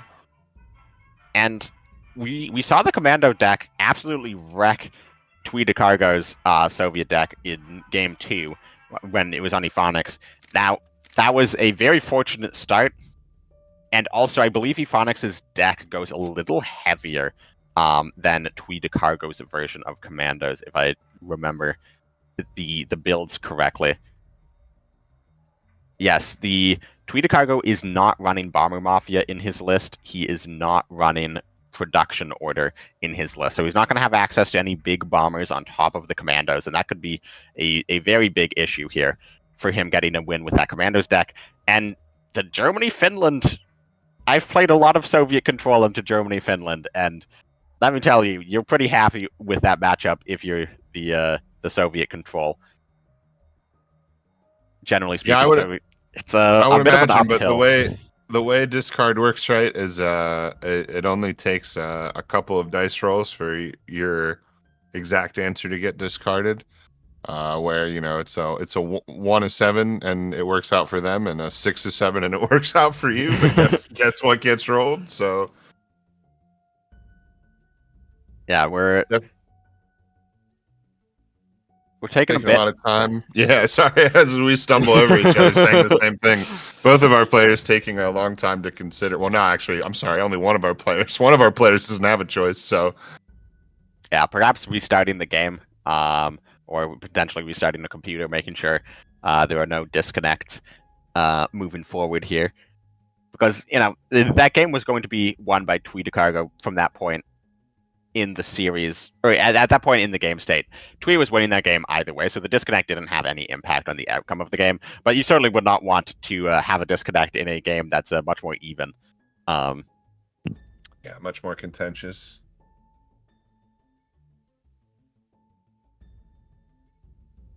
And while we're waiting here, if you tweet, which deck do you think you go with next? Because neither of them feel great into Soviet control. None of them you're like feeling happy about this matchup if you're Twee.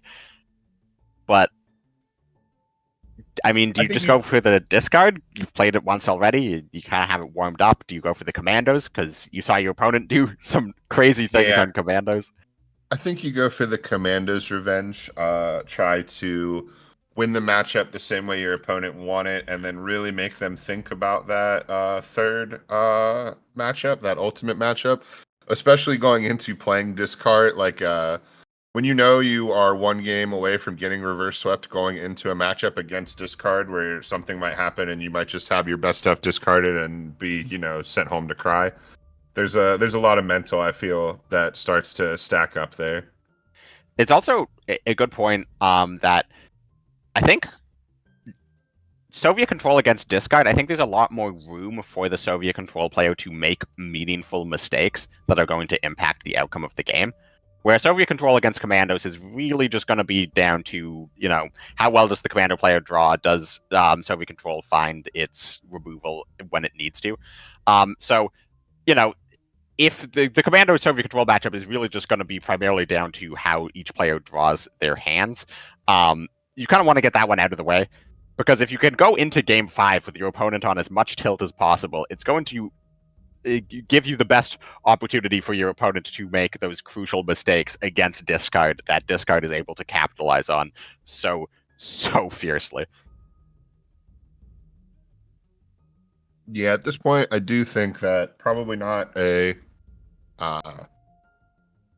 long think here. Probably some restarting and some, as you said, some assurances against disconnects. Just a couple moments here, and I'm sure we'll be right back into the action for you. And if you're here's an interesting question. If you're Radish and you're watching this game, you're already you're 3-0'd everybody. You're in the finals. Which of these opponents do you rather face as Radish?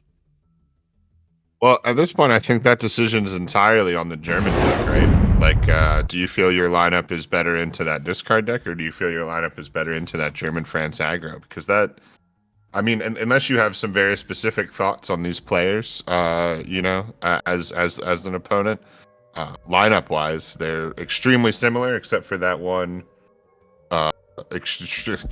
vast difference, right? Yeah. But we are underway into Game 4, and we see each of our players' mulligans very interesting here. Tweet Cargo keeping War Bonds, sending everything else back, and then on the other side, Euphonics keeping Fourth Guards and Claim the Skies, sending everything else back. And Twee picking up that crucial turn 2 War Machine, does not have the follow-up of War Machine like Euphonics had before him, but this turn 4 War Bonds is still going to be quite good.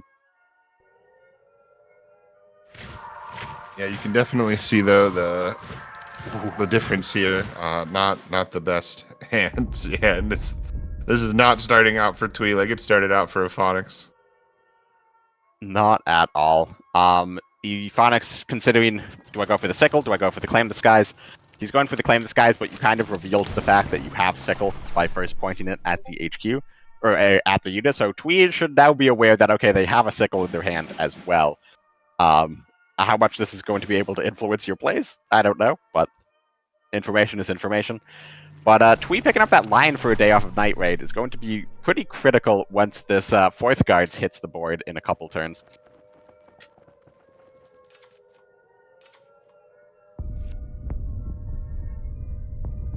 Warbond's generating the extra draw here, but nothing quite useful yet. It would be really nice to put Crusader down and to start drawing off of it, but there isn't really enough ways to prevent Crusader from instantly getting tanked next turn. You can pin the Fiat, but you're still taking 3 damage from infantry right away. I think maybe we just try to maximize pings off these commandos and go for Commander Raid Research Radar.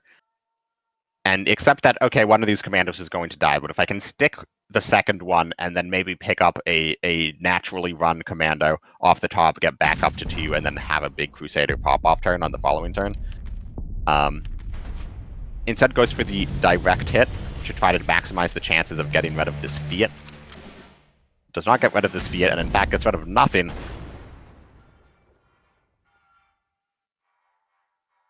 And fourth card's coming down.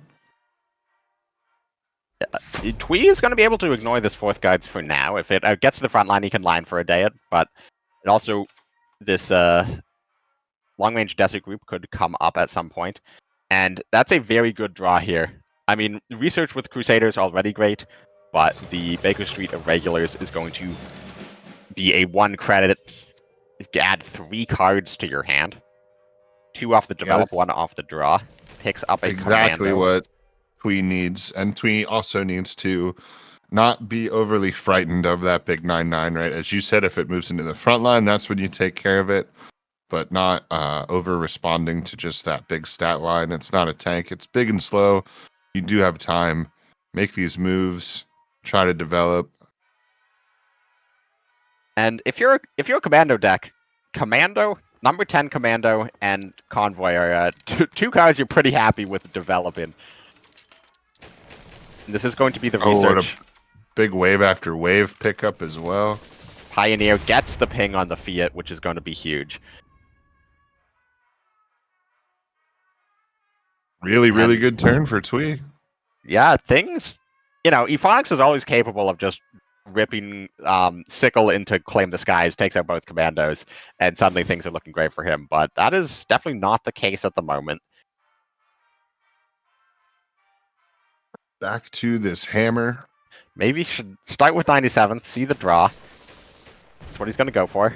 Praying for his Sickle. 204th instead.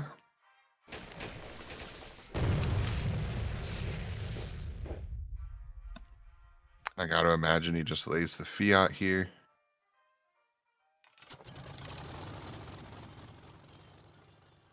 And if you Twee, almost, you don't have to commit to the line for a day. You can go for long-range desert group, you could go for enemy contact, and wave after wave, just set up the burn. He's going to drop the line for a day. It does just empty out another card in his hand, makes room. This seems perfectly reasonable. Misses the Fiat with 3 out of 4 of those pings. I gotta imagine you maybe just pin it now. Yeah, the long-range desert group would have been quite a play, like you said, obviously, with both Monty and enemy contact to sort of back it up to make sure that, like, even if the pings don't go your way, you can certainly pin that unit, and there's basically no way that the pings aren't going to eventually go your way. And then, of course, if somehow everything does not go your way, you still have the lion as backup. So it certainly would have been interesting, but just paying off the lion immediately, getting rid of it, probably not an incorrect answer. Big depths of winter here. Can't play it this turn. Didn't find a 4 attack a unit off the other unit, but it's just going to play down SU, and Twee can deal a lot of damage here.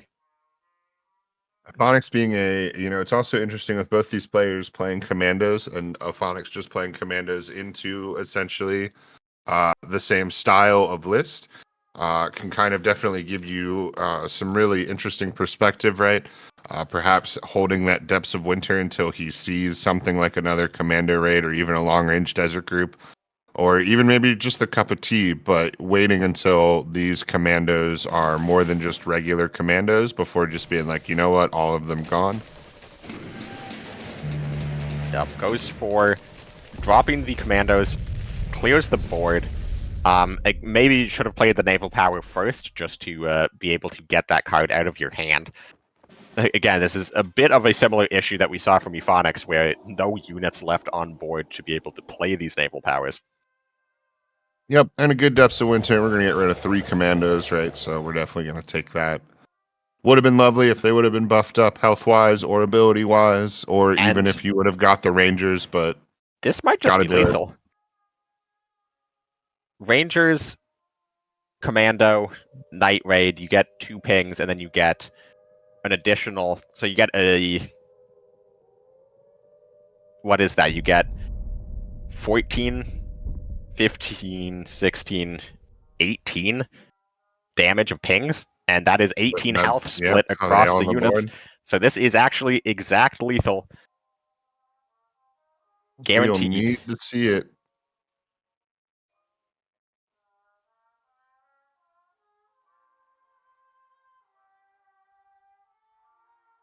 And does Twee see it? The Rangers is...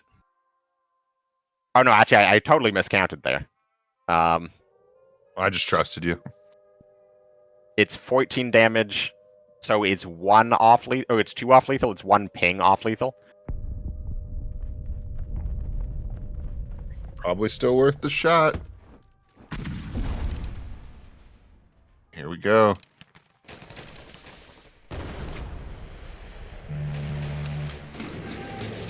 That's alt face. Finds a Baker Street off the Monty. And that'll do it. Yep, just trusts and the Monty draw to be able to find it. Doesn't go for the second commando.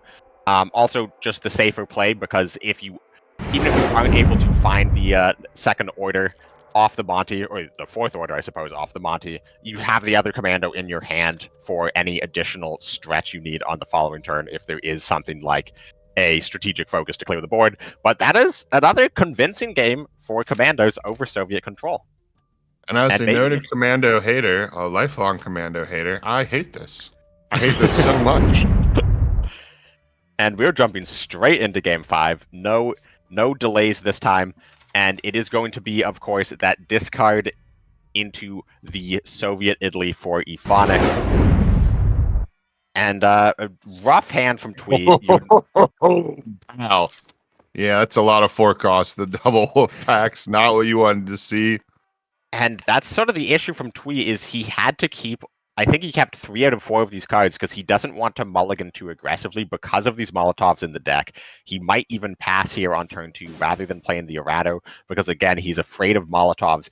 And this is the impact Molotov has on your deck that might not be seen 100% of the time. Like, yes, you'll sometimes see it just be discarded on turn 1, but it's also the ways it forces you to play the deck without it even showing up. U375 hitting the engineers, probably or almost certainly the worst card to discard if you're Twee in this situation. Yeah, you definitely wanted something a bit more impactful. You're not too worried about unit death when your main goal isn't killing units, so the health generation off of that engineer is probably not too relevant in this matchup. That's what makes it such a poor discard. But he's going to get to roll the dice one more time. Ephonics goes face, leaving Arado on the board, which means Twee can suppression for draw here. Now, it means he's not playing one of his on-curve cards. Yeah, but that and a discard, I think, would still be a great turn. But it looks like we are instead going to see the Wolfpack play to get a little bit of tempo and a little bit of discard. Yeah, hoping that Fiat... No, I'll buy the sword. That's definitely a good hit. Probably would have rather seen Spring Offensive in this situation, just because you're not typically... Guaranteed 2 versus 1, right? Yeah, committing too many units to the board all at once. Ephonics just going to choose to play out the 2-1 draw in a rather quick turn. And this is where we talk about the critical mistakes you can make against discard. Is he's choosing to hold on to that draw card in his hand and play out 2 of these less impactful units onto the board. And then we see U375 taking out Depths of Winter, another huge discard, picking up his second by the sword. And now Finnish boys are down, right? So now the way that Twee can play this deck changes. Things like Molotov and all of that sort of double-edged sword on some of the draw package that Sweden brings. He doesn't have to worry about it. It's just benefit with no detriment now. And Finnish boys is incredibly difficult for Soviets to get rid of because you can't land it.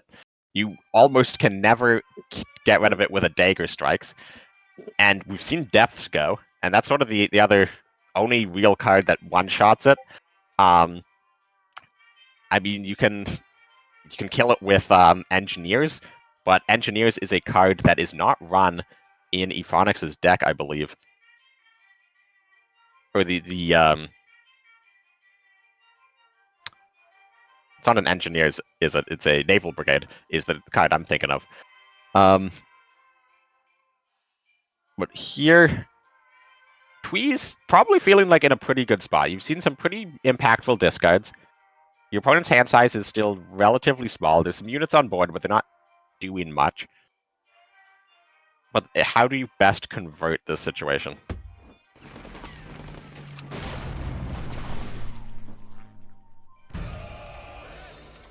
The sword to draw 2. Mobile defense gonna be a little useful here. Try to get these Finnish boys off the board. I'm a little baffled by Tweedicargo's decision to push up Finnish boys last turn, because one, you just want that in the support line to guard your HQ from stuff like Machis and just keep its effect alive. And two, he floated a credit and didn't suppress the 97th, which does deny a draw, which is one of the primary ways his deck wins. And you've seen engineers get discarded, so I'm just trying to think, what are the other big things you want to suppress in the deck from Euphonics, other than engineers and 97th? Yeah, even something like 4th guards, right? Like you're not an aggro deck. You don't care about suppressing the guard. You don't really care about suppressing any of the guards to a 4th, or that's not how you're winning. And like you said, very specific to playing the discard deck, denying draw. It's not all about discarding the cards in their hand. It's also about denying the future cards in their hand. Both of those things are sort of equally effective. Yeah, so really, I don't want to call it out as a straight misplay, but I definitely don't like it either.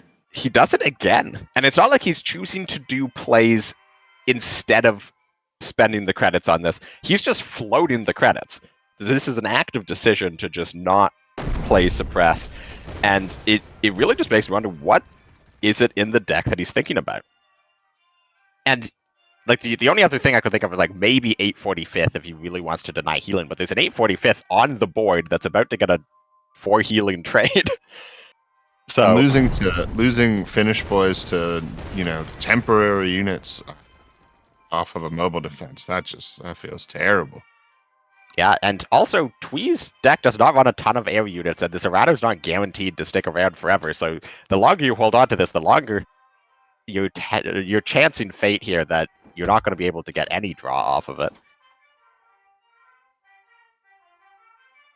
Perhaps, though, to give Twee credit, right, this is his deck. He is the only one bringing anything like this, so perhaps a lot of reps have given him a sort of clairvoyance on this, that he can see now that he has the kind of money that he has. The Finnish boys text isn't so important late game. Maybe past turn 7, turn 8, I can afford the Molotovs. I can afford to hold some of the cards in my hand from some of the deployment effects on some of the Finnish infantry. So, perhaps there's a method to the madness. Yeah. Now we run into a very big issue with German discard decks in general, but especially Germany, Finland, is they don't have great options for hard removal. They can bounce stuff, and they can take out a lot of the mid-range units that make it to the front line with these Infantry Regiment 36s that Tweedicargo has somehow managed to not draw in either game, despite it being, I think, a 4 of in the deck. But just a big high health unit in the support line, like this T-34 right now, like the Machis that are going to be coming down in the future, it's very difficult for Twee to actually deal with. Yeah, holding up that Hipper, and as you said, they've got plenty of ways to bounce, and that's how we're going to see this sort of transpire. I would imagine it's going to be things like Wolfpack, it's going to be things like Hipper, and we're going to play the tempo game. But that is a temporary solution to a problem that is going to persist. So, although I do believe that is a mill. Mill's his own Hipper. It's not a mill because the Hipper denies the card draw. Oh, right, that was Hipper. Ever since they started animating the reason, right? Like you already saw Hipper played, but it animates it again to show the other player this is the reason you're not getting card draw. But playing this game for so long, it tricks my head as to thinking that was the mill. But obviously, it was on the left side, not the right side. So, very astute observation. I am dumb. This Blitz Doctrine into Contest Doctrine for Twee, it might need to be the card that bails him out. Now, we don't see his options here, but it was a very quick pick on the Panzer 1 DAC, and now a long think here. Is it going to be the Maus the late, or the Panzer 3J not late? Takes the late. And I think this is pretty reasonable. You've seen a lot of the cheap cards from Euphonics. You've seen the Mobile Defense of Fiat and 845th, the Engineers. So there's probably not a lot of big mouse things, and your opponent also runs Lion for Days and Dagger Strikes, so the odds that you just play a 12-cost tank that doesn't get immediately removed is pretty low. Plenty of ways to take care of all this. Yeah, big guard down now as well. And this also allows Euphonics to just hold on to Maki Claim the Skies. Ooh. Second Doctrine draw is something you're happy to see. So at this point, you want your opponent to move forward into the front line. You don't have to Wolfpack this fourth guards immediately. You can just hold on to it. You can go for the Doctrine. Yeah, but sending that 9 credit unit back to hand and erasing all of the credit cheat that was generated the first time it was played is just too juicy to resist. And he discards fourth guards, takes another DAC immediately. I don't know if this is a spectator thing or if Tweed Chicago just really, really highly values the DAC. But I've never seen anybody pick DAC that fast twice in a row. Now the King Tiger is a very different big dumb 12-cost tank, because this one can't be targeted by orders, and you've seen Depths of Winter go.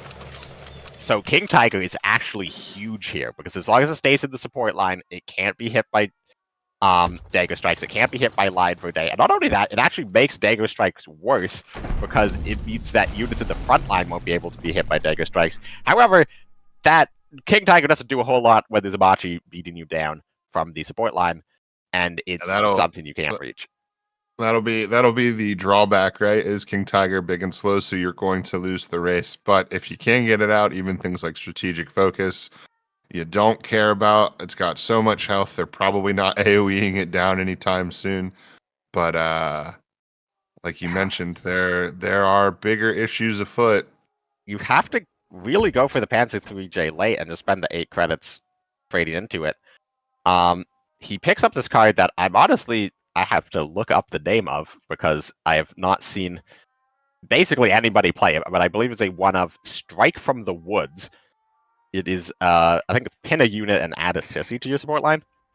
Yes, I believe so. I've quite literally never seen anybody play this card before, so it is fun to see some of the some experimental cards in some of these decks, but you have to take out the Machi. And okay, he's just gonna pin it instead. But again, the longer he waits, the longer this T-34 is just absolutely reaping value. Yep, easy line for this. Second Claim the Sky as well.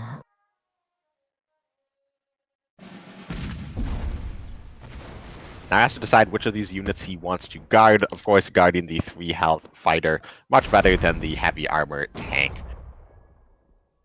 And interesting there as well, right? Because Claim the Sky, I mean, there's no good targets for it, I suppose, but Claim the Skies does not care if the unit is pinned.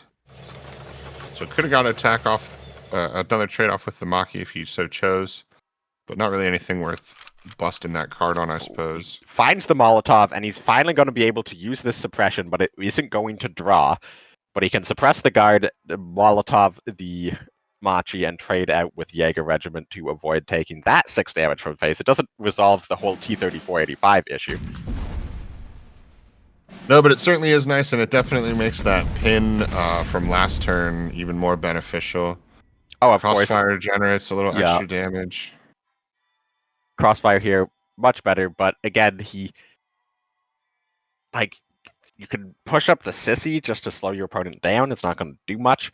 But This is just... Is it crazy to move the well, I mean, I guess it would be to move the sissy up because he would just use the guards, but like if he can generate a way where he can use the suppress to take the heavy armor off and then hit it with the sissy, perhaps, but the sickle's just gonna make that null and void instantly. Also, there's additional text on the T-3485 that says cannot be suppressed. Oh yeah. We forget about that. That doesn't come up too often. Very good call. And Euphonics, he can go for a mechanized SU, get even more card draw. We've seen both buy the swords. We've seen the whatever the the Italian card is that I'm totally blanking on the name of. But finds some more SUs. So a lot of these, annoying tanks, and that's going to be very bad for Tweety Cargo because he lacks, these big AoEs that Soviet Control has. He'd really love a strategic focus here. He'd really love a Depths of Winter. Instead, he is going to get a whole lot of nothing. Not the greatest prolonged siege. He has the option of finally taking out this T-3485 if he wants. It doesn't feel great, but you're not dead on board, and you do finally kill this thing. It's certainly a much stronger tank with all of its card text and its shock than the 5-4, but the thing is when you kill that big tank and there's a tank that is faster that only does one less damage waiting in the wings, it doesn't really provide you with much relief. And Twee's going to have to do some quick math as to how much credit things cost. Finds a second Molotov, and that's actually huge. He's not going to be able to take out both tanks, but he is going to be able to preserve his tank while taking this out. Discards the mechanized. I didn't quite catch what the first card that was Dagger Strikes. Dagger Strikes was discarded. That's quite a good one. And could be quite useful. Euphonics here. Yeah, these Claim the Skies are going to be dead in hand until he finds a plane. We've already seen one big Maki go. Did we see two big Makis go? Is he down to just some Fiats? No, there's still one Maki in the deck. One big Maki. In fact, he's down, I think, maybe two Fiats. Is Euphonics our player with the 4/4 Fiat, or was that Twee? Someone had that. That was Twee. Okay. I was gonna say, I know that there was a one-off of that in one of the players' decks, which was an interesting choice to say the least.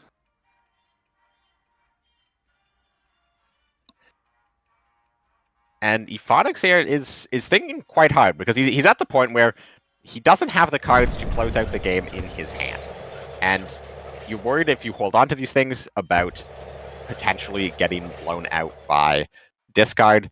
But you're also worried that if you just hand dump onto the board and your opponent just has the right removal pieces. Ooh.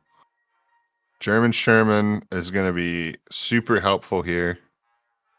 4/6 into 5/4 trades excellently. The 4/3 into the 5/4 doesn't trade excellently, but it certainly trades. Can clear the front line at the very least, but has even better options, I think. And he will have the credits to go for Arado this turn. Perhaps he wants to go for the off Clorog just to get the countermeasure in hand, see what he gets. Potentially gets hit the drop point to remove Blitz from a Machi if he's scared of that. 11 cards in the deck for Euphonics, and one of those is a Machi, and one of those is a front formation. Yeah, it's such a big turn here. Totally makes sense for Twee to take his full clock. Goes with the Arado first to see his draw. Takes his 2 board clears that line up so nicely as we spoke about. I have to imagine now we're going to see a frontline push. Perhaps thinking about if he wants to use this return to hand card on the Panzer Grenadiers now, just to get the extra value of where he wants to hold it, potentially maybe even on off Clorung, maybe on Comet for a bit of extra burst. Yeah, and of course strategic focus being readied immediately. It's going to be nice and easy. Oh, and the Fiat Last Fiat with the 2 Claim the Skies is pretty big as well. Not going to waste those on Errado, which I think makes sense. Yeah, he's holding on to them because he can actually kill his opponent through second finish boys with Machi. With these 2 Claim the Skies. Now, that is assuming that neither of them are discarded, but unlike, say, a British allied discard deck, there's no cards that put cards from your hand on top of your deck, so there's no reason, there's no punish for holding these onto these particularly, unless, Twee just suddenly whips out several U375s. But I believe we've seen all of the U375s be played already. Off-Klong for From the Deep, Sudden Strike on Fiat, finish boys, and that's all the board clear's gone from Euphonics now. So any units you play, stick. Oh, Corson gonna eat the countermeasure. That's not a bad get for Twee. And King Tiger is going to stop the finish boys from being able to be targeted by Claim the Skies, which means that Machi top deck is no longer lethal with King Tiger hitting the board. King the Tiger, baby. It's here. And the suppress on the 4/1/4, it will actually be a very good target here with King Tiger. Most likely just going to be swinging face for 12, trying to end out this game as quickly as possible. Pray your opponent's card in hand is not a...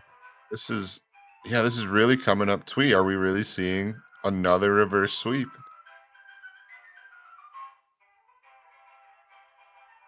I mean, surely he has to play Suppression now. He starts by bouncing off Klong. Again, this is a perfectly reasonable play. Yeah, what he generates here could also loom so large.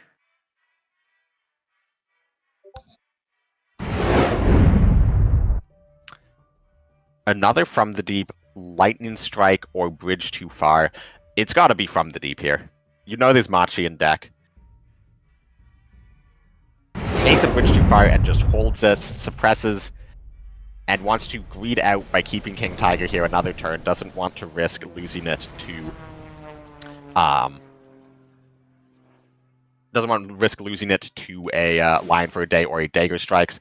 And honestly, that's a reasonable play. He has Comet in deck, and also he has Alpenfestung in deck. And if he can find Comet and then find Alpenfestung in that order, he can heal back to 25, entering into Fatigue, and Comet will certainly be able to end out this game with King Tiger locking out a lot of Euphonix' cards. Yeah, and a Bridge Too Far generating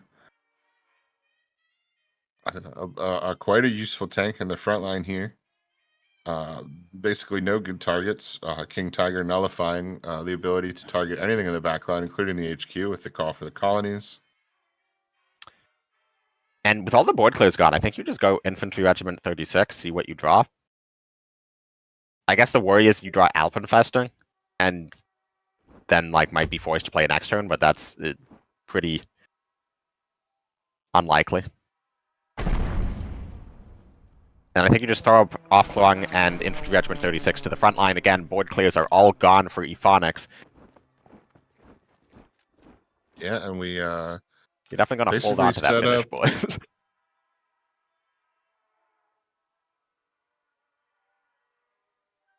Yeah, have to attack in the colonies here. Got to get some extra help, extra health. Can hammer the tank from a bridge too far. But this is just buying time. The only thing that could save Euphonix would be a big fighter into the 2 Claim the Skies, but of course that is completely defended with Twee Cargo getting 2 From the Deeps off of the Alclarungs. And the naturally run From the Deep in his hand. This is the last turn it can trigger. Oh, right. It was only 1 From the Deep because the second one he took the bridge too far. Yeah. Oh, wait. No, it was 2. Does he 1 run naturally? Yeah, he runs that one naturally in the deck. But that also means that it's getting discarded by the infantry. Oh, but it can't because of course, Finish the Finish Boys. So we're just going to upgrade the research, again, holding on to this King Tiger. Yeah, King Tiger's not going to swing until it's lethal, essentially. And there's the probably Machi. Excited to see this Machi, but he's going to be, it's going to turn to ash in his mouth in seconds here. I mean, He perhaps he's knows, but not. you could wait and see if maybe he draws something else.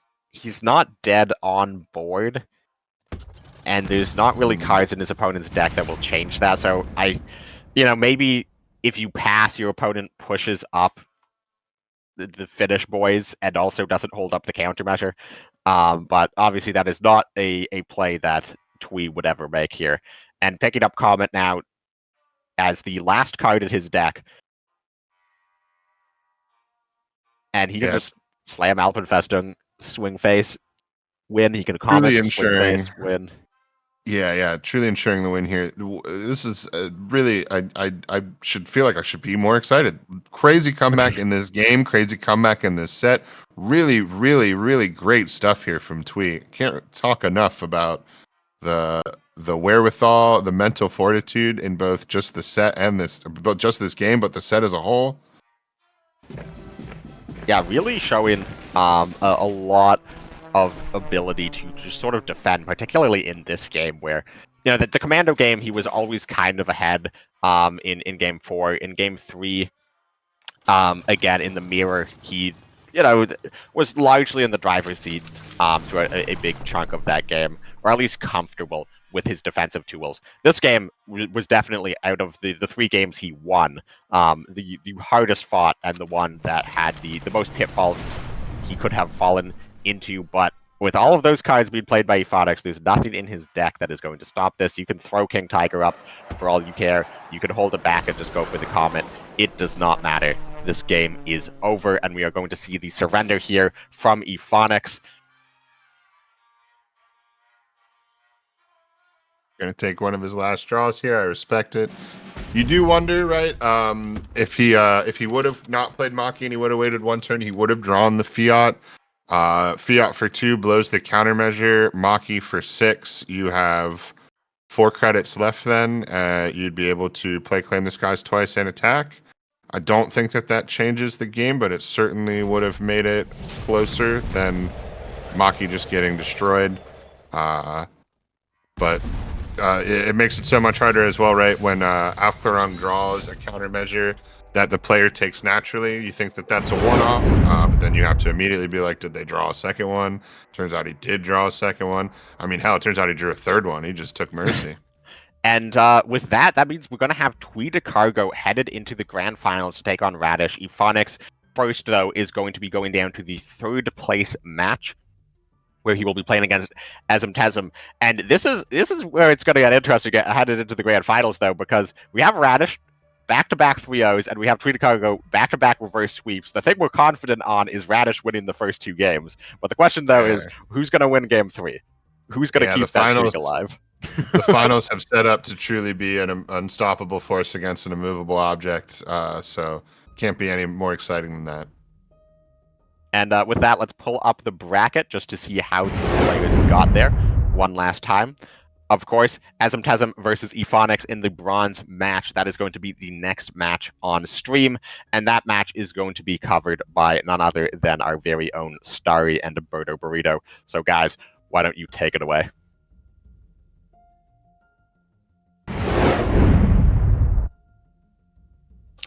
All right, thank you, J King. Thanks for having us. Yeah, what a crazy match. A lot of control mirrors coming down to some really tense moments. Pretty exhausting for players to get through. So I give them a lot of credit for sticking through that and keeping that mental fortitude, as you said, Danatron.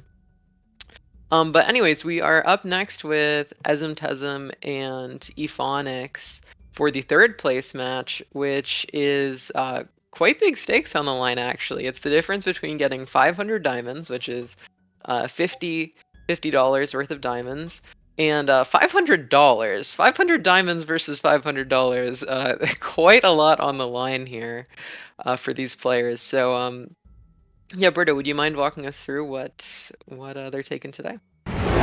Certainly. So, Azumtezum has this Brit-German air, pretty teched against aggro, but air also having a lot of potency against control, sort of just innately, especially Soviet control. Next up, we have this Throp list, very potent when you're able to find the correct tools at the right time. And we have a Japan-German Jagra. The most interesting cards in this list probably being the Pack 40 and the Crossfire as sort of tech cards against other aggro decks. And finally, this German-France aggro deck, which, as James was talking about before, really performing quite poorly in this tournament. And Assemtasem will probably have to sort of find some success with it, to complete the series, presuming that it doesn't get banned, which seems unlikely given the deck's performance so far.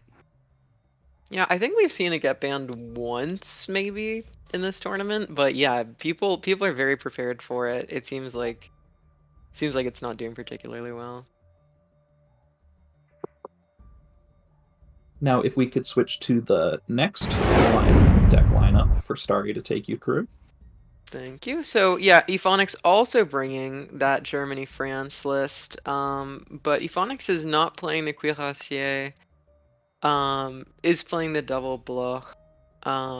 Otherwise, pretty standard. That one phony war, some people are playing it, some people aren't. Then we have the Soviet Italy control list that we got to see quite a lot of times from Ephonics, actually, so I'm sure you're all very familiar with this one. Then the US France list, the 3 operation cost list. It's playing that one of Grenadier Regiment, which I think is a really interesting tech choice, definitely in there for some specific matchups, making sure that when your opponents attack, they're gonna die, basically, one way or another. But yeah, otherwise pretty standard. We don't see the Free French Navy like we do in some lists. Some lists were teched more against aggro. This one seems a little bit heavier with the mass deployment, stuff like that. And then lastly, we have the Britain-US Commando list, which has been really fun to watch. Probably not that fun to play against, to be honest. I think I'd be pretty tilted if I went against this. But yeah, really, really fun to watch. And wow, Ephonics really knows how to pilot this list. Basically, ever since Reichsbank got, sort of removed from the commando strategies, they've resorted to War Machine and Ramp to do it the old-fashioned way. And this list is really cool. We even see that escort group to potentially get a win condition like that. Or no, was the escort group was off of Baker Street Irregulars? Baker Street Irregulars, yes. Okay, sorry. But anyways, this deck is very, very cool. We've seen them pilot it absolutely excellently, and it is a blast to watch. So I can't wait to get into the match.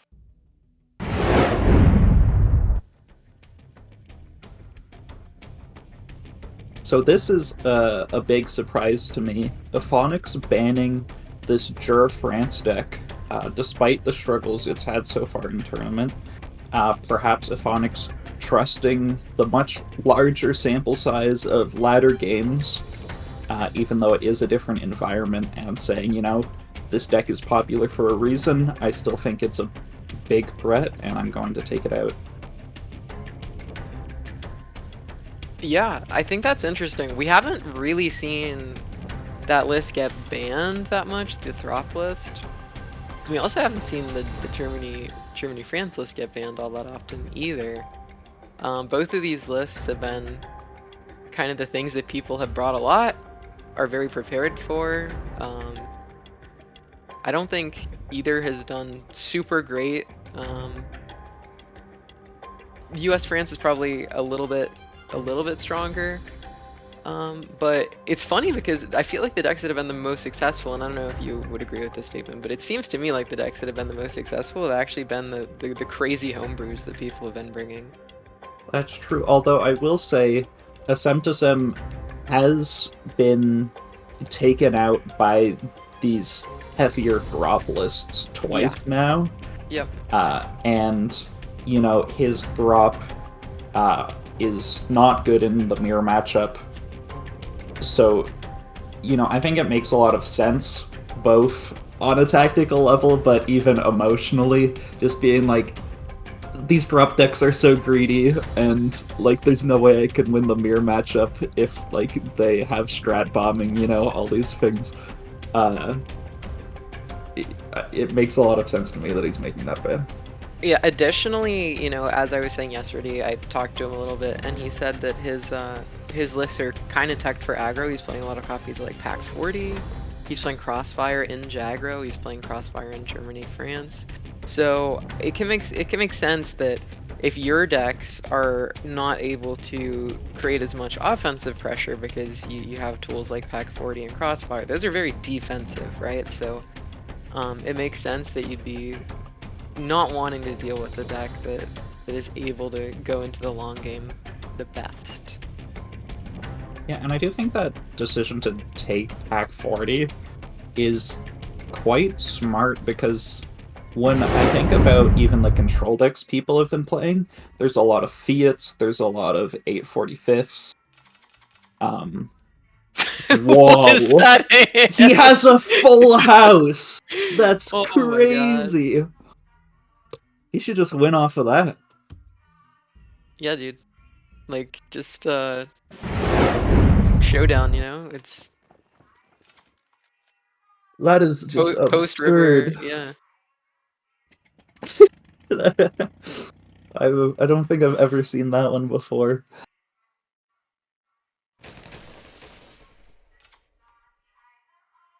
Yeah, Ephonics, the pack is actually surprisingly good into these air lists. But it is gonna be a little bit, you can either kind of like, no matter what you're doing here, you're gonna have to develop your board, and the the what is it called? Rate air rating brigade, something like that. Oh, yeah, I believe Air Landing Brigade. Air landing brigade. Yeah, the air landing brigade allows you to take stuff out really efficiently. You could like take out the 1-2, push up the 1-4. Yeah, that, or you can trade with the air landing and then deal 2 damage to the Samua. That is how the heavy armor order works.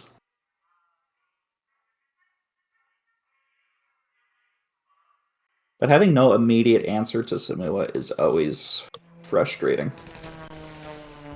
Yeah.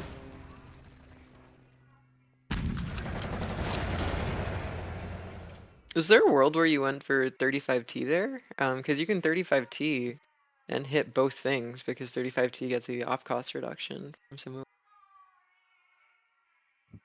Yeah, you are losing one of your units guaranteed, though, which is maybe not quite where you want to be.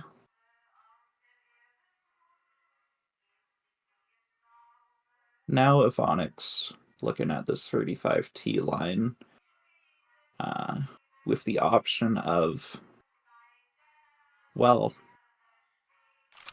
if he goes for this and he uses the combined arms, that's having a unit at 1 health, 2 health, and 3 health. And a 7-7 does have that crossfire in hand. True.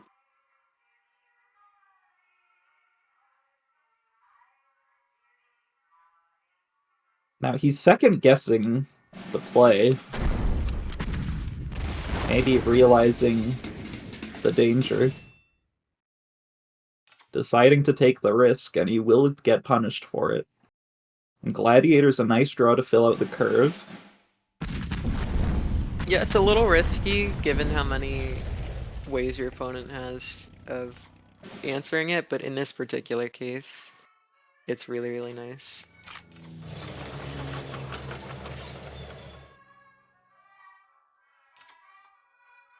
These units are kind of narrowly dodging the Pack 40s. The Pack 40s just, as you said yourself, I believe yesterday, this Germany-France deck sort of has a lot of stuff, you know, they're playing like the 0 cost, and they're maybe playing the 35Ts, but then there's sort of this gap at 2, especially if you're not playing like Warbles or Cuirassier. And so these packs feel a little awkward.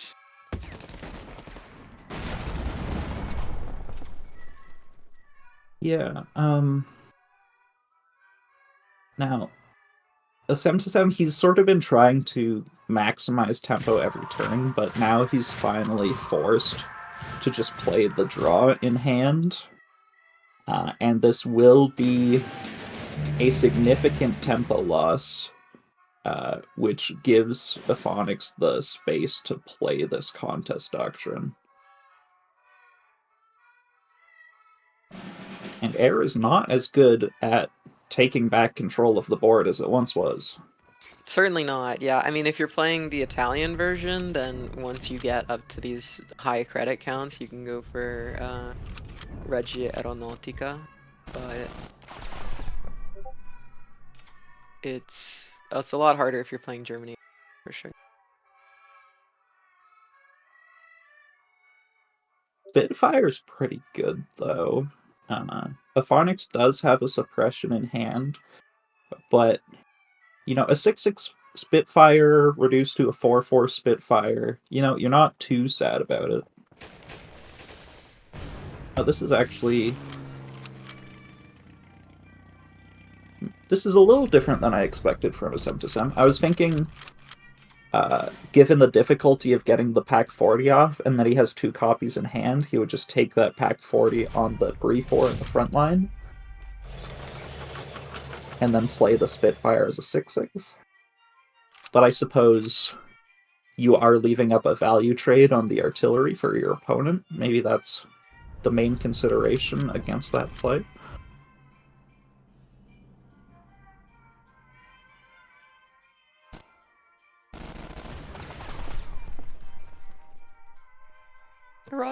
Errata's a good draw. Good way to start out. Yep, certainly. Suppression, also a pretty good draw. Just gonna chain. Every card says draw a card. Yeah, Ephonics thankfully did not go for the double buff on this tank, so he will be able to rebuff it, threatening the Spitfire. Yeah, when you know that your opponent has the 3-cost Antfreatic spawnable card in hand, as well as the 2-cost that will then create the 3-cost spawnable, I feel like you really, really want to get rid of this block while you can, because I think you can attack with the Spitfire, right? Yeah, it should be able. Yes. Now it looks like a 7-7's looking at playing the pack 40 now for not a lot of value. Probably feeling forced to develop it at this point. Yeah, I mean, it's the only thing that you're realistically gonna hit with the pack 40, so like,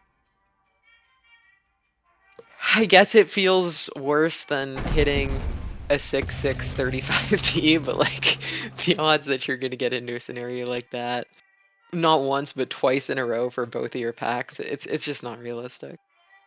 So.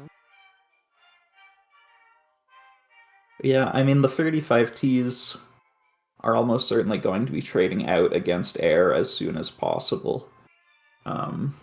Even if they are, you know, a 6-6 for a moment. Which is quite possible when you have 2 copies of 20 Panzergren in your deck.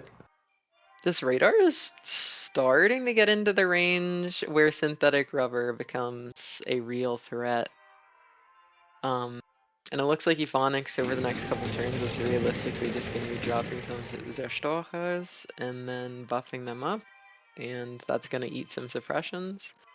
It doesn't look like nearly as bad of a situation for Maudi as it did a couple turns ago. And I think he's just sending it.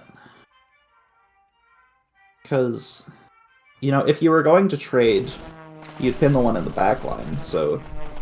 True. This sort of tells you where he's going with it. And... Phonics can kill 2 out of 3. Yeah, but the radar. You have to find a way to Yeah. contest the radar, which Phonics doesn't have. Or not Yeah, radar. the Phonics The is research. dead on board, and he didn't have to be, because he could have played Comet and given it +3/+3, traded with this 3/5, and traded into the Spitfire or the Erato. He would be at 1 or 2 health. With Yeah, a Phonics. severely less developed board, but he No, could but have stayed alive. surviving always better, and it looks like maybe the having to play 5 straight games, most of which were with Soviet Italy control, have just sort of taken their mental toll. And it's huge for a Sem to get this win, because he has really been struggling this tournament. And that's probably a huge relief to, know at least you're not getting 3-0'd again. Yeah, I believe that's the first win of the tournament for Maudi, because of course match 1 was null, and match 2 was so yeah, good to see Maudi regaining some footing, and hopefully Phonics is able to take a breather, mentally recover, get their head back into the game, and put up a good fight.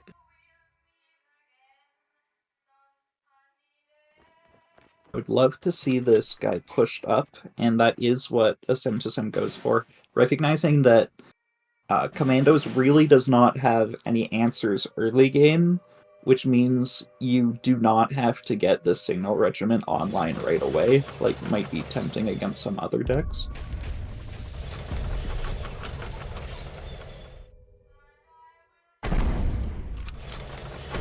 Yeah, and Phonics has to figure out an answer to this quickly, and I don't know if that's super realistic. Probably just like Commandos into Naval Power into Cup of Tea, maybe? Yeah, you could go for the 1 and 4, but it's a little ambitious. Yeah, probably Very better to ambitious, just even. yeah, probably better to save it until you have at least a second one.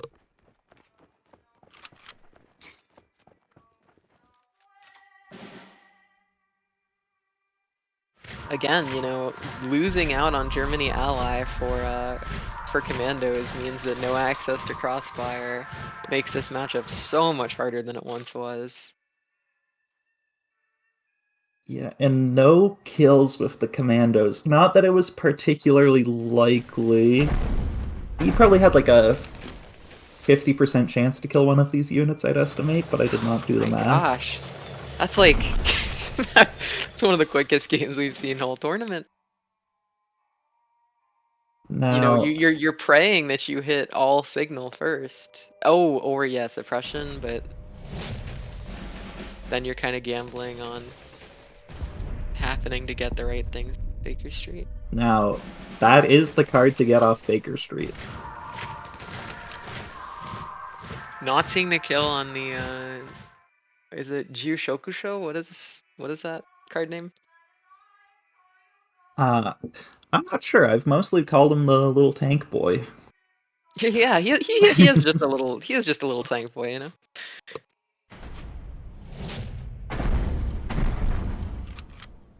Now,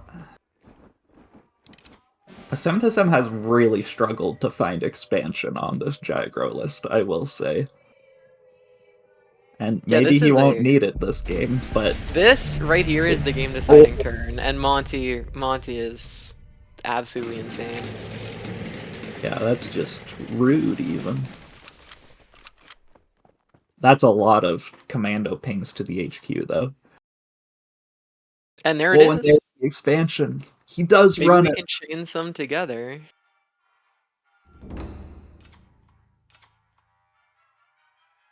Hey, the rating on the other one means that there's no more commandos left, and if Ephonics wants to keep going, they're gonna have to play like commando raid, and then really realistically only get 2 pings off of Sincerely Yours, or yeah, I don't know. It's tough. We'll see what they draw. That is That is a very good draw. And a 7/7 does go for the HQ with this. There could have been a tiny amount of consideration for trading with the Commando, I suppose, because of Baker Street irregulars, but your opponent already used one, and you saw them play the fortification off of it, which your Yeah, opponent does not run in the deck, so you know they didn't develop into another Baker Street irregulars. Where these pings go is crucial. Alright, one ping in an ideal place, but Yeah, you're... I mean, that's about as much as you can hope for, realistically. Exactly, Just to kill one exactly. of the units with 2 pings.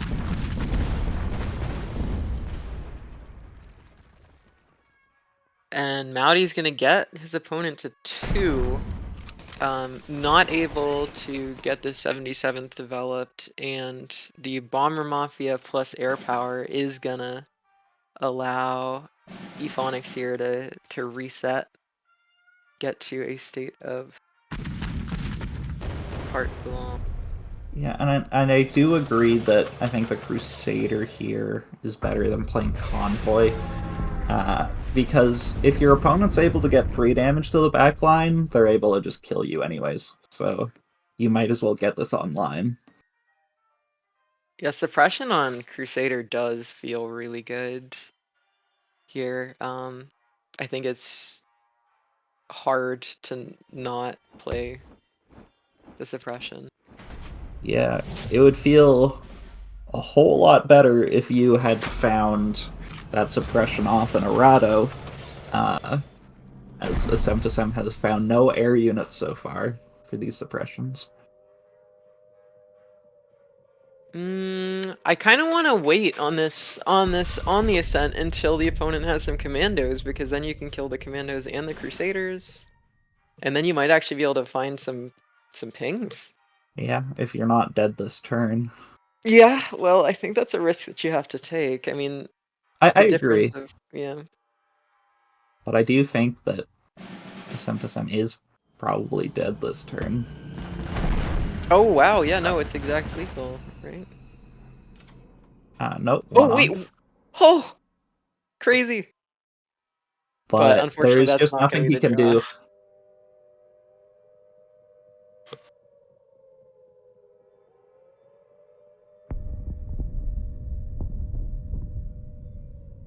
Yeah, this Commandos deck has been on a rip. Has this Commandos deck lost a single game in this tournament? I am... Well, it wasn't banned in the last series, right? So it must have... Wait, oh yeah. And then it won. Yeah, I'm not sure. I really do not know. All right, well, this is the first 1-1 that we've had, actually, of this entire top 8. It's been 2-0 every single time, and then it either ends with 3-0 or a reverse sweep, basically. So this is the first kind of back and forth match we had.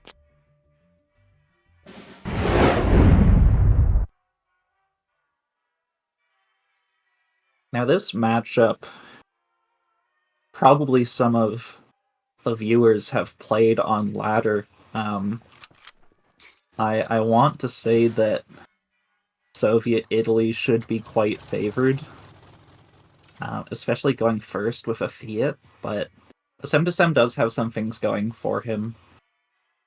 There is no copy of the... I'm having trouble with the name. The air power... Oh, Claim the thing. Skies? Claim the Skies, yes, thank you. Yes. Yeah, no Claim the Skies means that if Ephonics wants to trade in here, it's going to be the old-fashioned way. Yeah, and I think for a Sem2Sem, you see the sickle, you know, it's obviously not ideal, but your opponent's only getting 2 health off of the Fiat, and Fiats can do a lot worse than that. Yeah, well, if you're paying attention, you know that they don't have the Claim the Skies, because Claim the Skies would have kept it alive at 1 life, and that is super crucial. You would never have passed up on that opportunity if you had the opportunity. If you had the option, right? So, yeah, if Mowdy is paying attention, he knows that there is no claim this.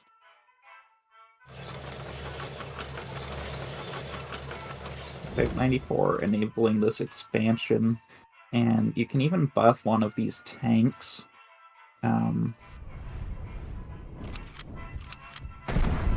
Which one to buff is even an interesting decision. Yeah, I think I would have buffed the other. The weakness of both plays seems to be Bloody Sickle.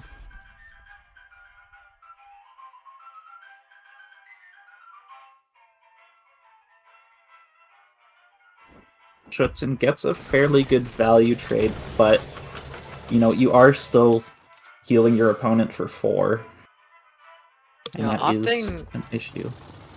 Opting not to go for the suppression to prevent the heal, rather better to develop the little tanky boy. Mm-hmm. Yeah, I mean, Asemptisem presumably will find other good options to suppress. Your opponent has more copies of 845th, they've got Fiats, and Engineer Battalion is a huge priority target.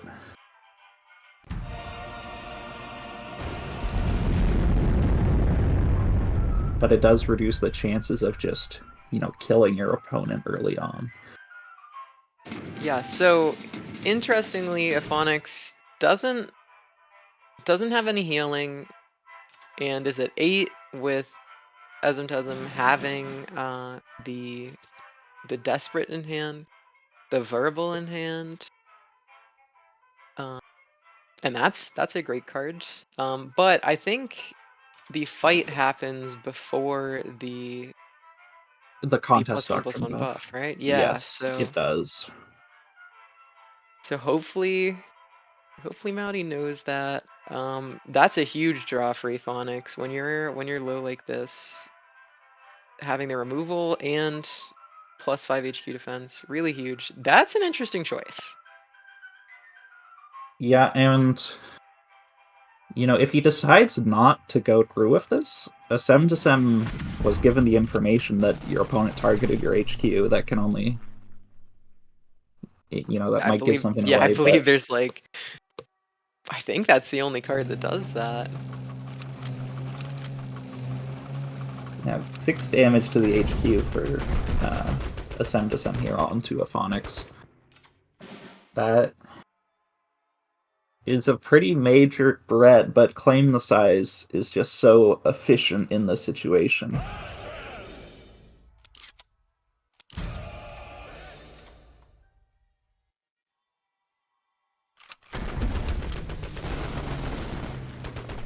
Okay, but wow, that walked into a Desperate for a pretty easy Desperate Measures. And nothing else to do except develop more Blitz Doctrines. Yep.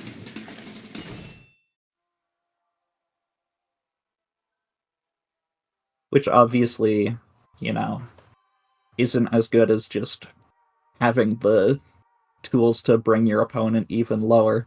But I'm sure Asem is not complaining in this situation by any means. Yeah.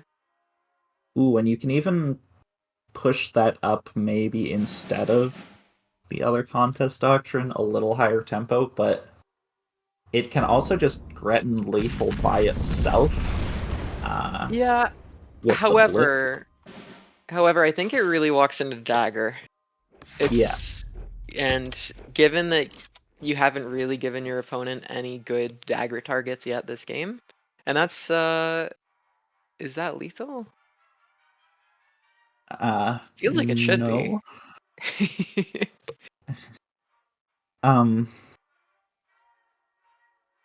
So you have 2 guards to suppress, and only 1 suppression. You certainly don't have the credits to trade with one of these tanks and use the other tank.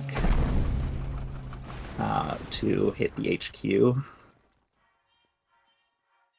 So I'm a little surprised Sem to Sem goes for this line, because I would have really anticipated Key and Into suppression. yeah. One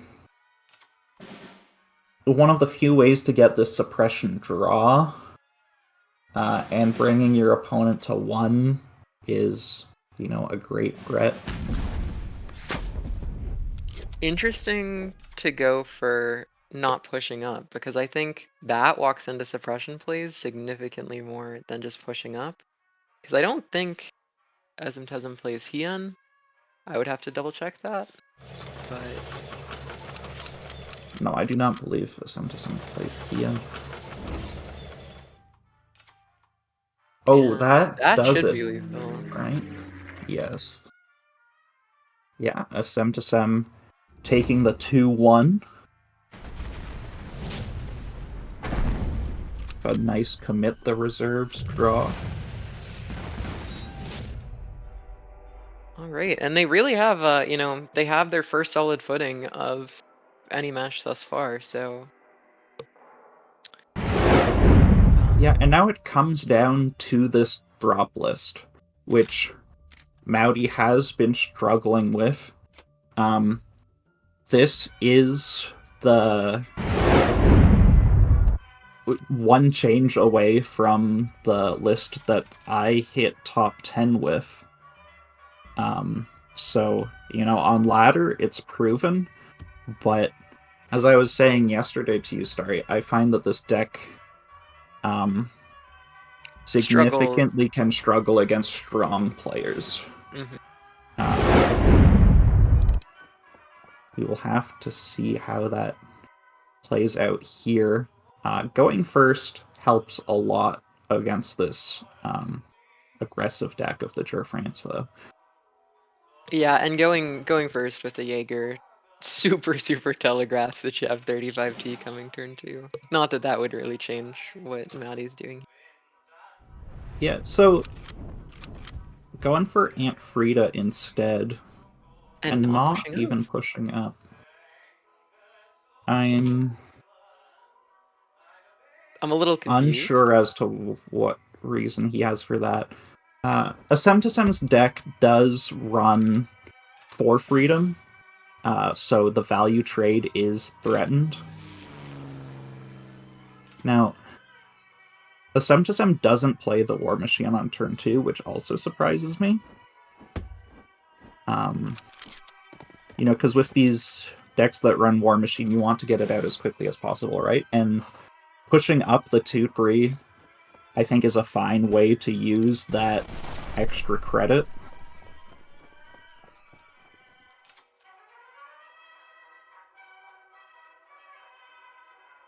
Instead, the sort of awkward turns to play War Machine are going to cascade here.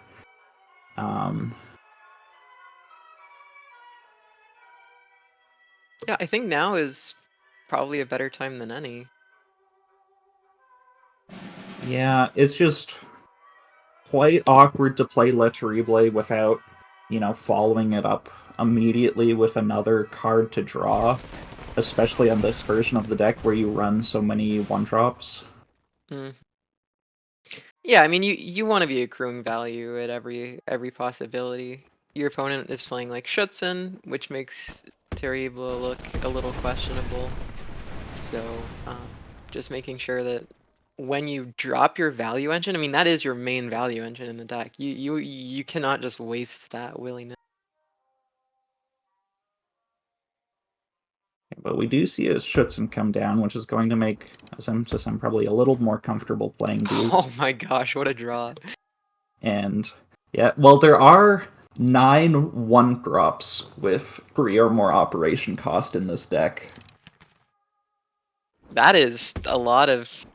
That is extremely terrible, you might even say. Yeah. We do see the dragons coming out. Yeah, and this victory march, this victory march is pretty crazy. Yeah. Flam pans are a pretty annoying card for drop.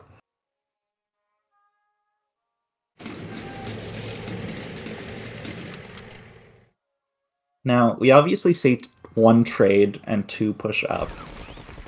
Partly because you need to get rid of some of these Litteribles. Because you can't draw 3 cards for every unit you play. That does not fly with this deck when it's so unit heavy. Oh, and a direct hit draw. Very nice. Yeah. So Mouty did tech this list for basically this matchup. I mean, this matchup and Jagro, right? The Cuirassier is really, really good against mid-range lists. It's also good in mid-range lists, but having the 3 drop on 3, curving out nicely. Yeah. Aphonix does not kill any of these units in the front line. And that does limit SM's ability to develop the board without milling, but at the same time, you're just dealing 6 to your opponent every turn. And that is going to become a major issue real quick. Yeah, at this point you could even start developing research. Yeah, Although pushing up works too. Would you have developed research? So I'm just thinking from Aphonix's side, did you need to develop the flying bomb to deal with this aggression rather than developing your research up to the second level? Well, I just don't think that Aphonix is going to have time to get the synthetic oil off. Yeah, that's exactly what I'm saying. So, if he instead went for the 0 cost, even if he didn't play it last turn, it could have been a powerful decision to stay alive in this situation. It's not often that you see Havoc being the card of choice, but I definitely agree that that's the one you want.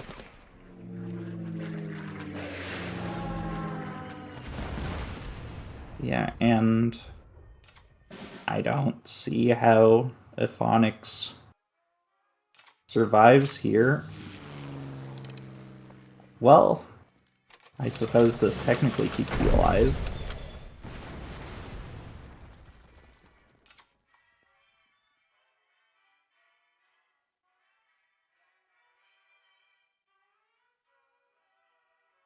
Now, at this point, Sem he can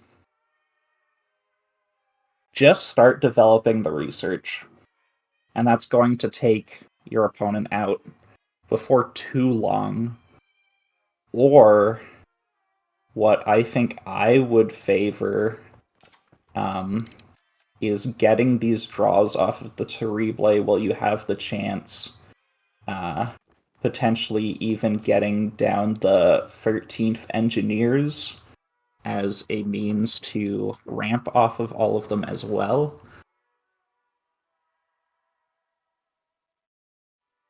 Yeah, I think getting ramp when you're trying to develop research might be the difference between getting to play the 9 cost and 1 Manhattan Project in the same turn. So there's definitely an argument. So Sem, he's going to mill a card by going for this play. Of course, playing War Machine is a little bit of a waste in this kind of position, where you're going up to 12 credits, but it was a realistic option to not mill, or alternatively the 13th Engineers, and that's a punishing mill. That is tough. not much to say other than that is tough.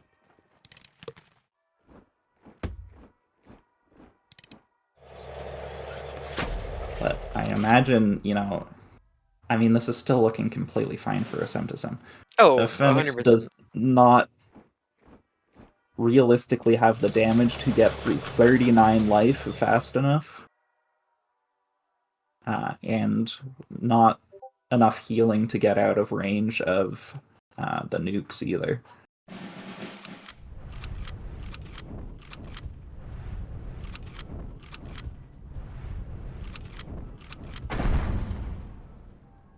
Yeah, I mean, 39 and 1, like, what a massive difference in health. So I'm going for the Bomber Mafia. Yeah, you could find Havoc, you could find B25H.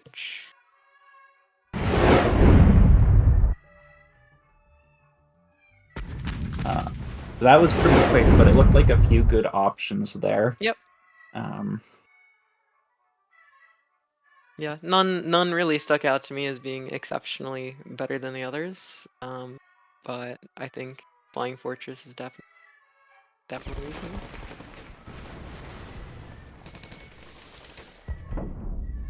Goes for this line, keeping the M6 around as a big backline threat. I think it was also pretty reasonable to trade the other way, even trade off the 13th Engineers with the M6, and then you're able to get maybe like a few more 1-drops, get a War Machine down.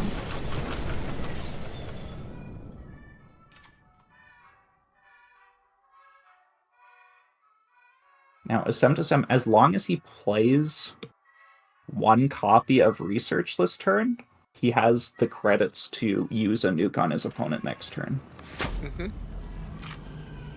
That is the worst target for B17 to hit, but I don't see how it's going to matter. Yeah, surely what must be running through Mounty's head is like, what is the absolute maximum amount of damage that my opponent can deal this turn? And I think the answer is not nearly enough to get through 32. Yeah.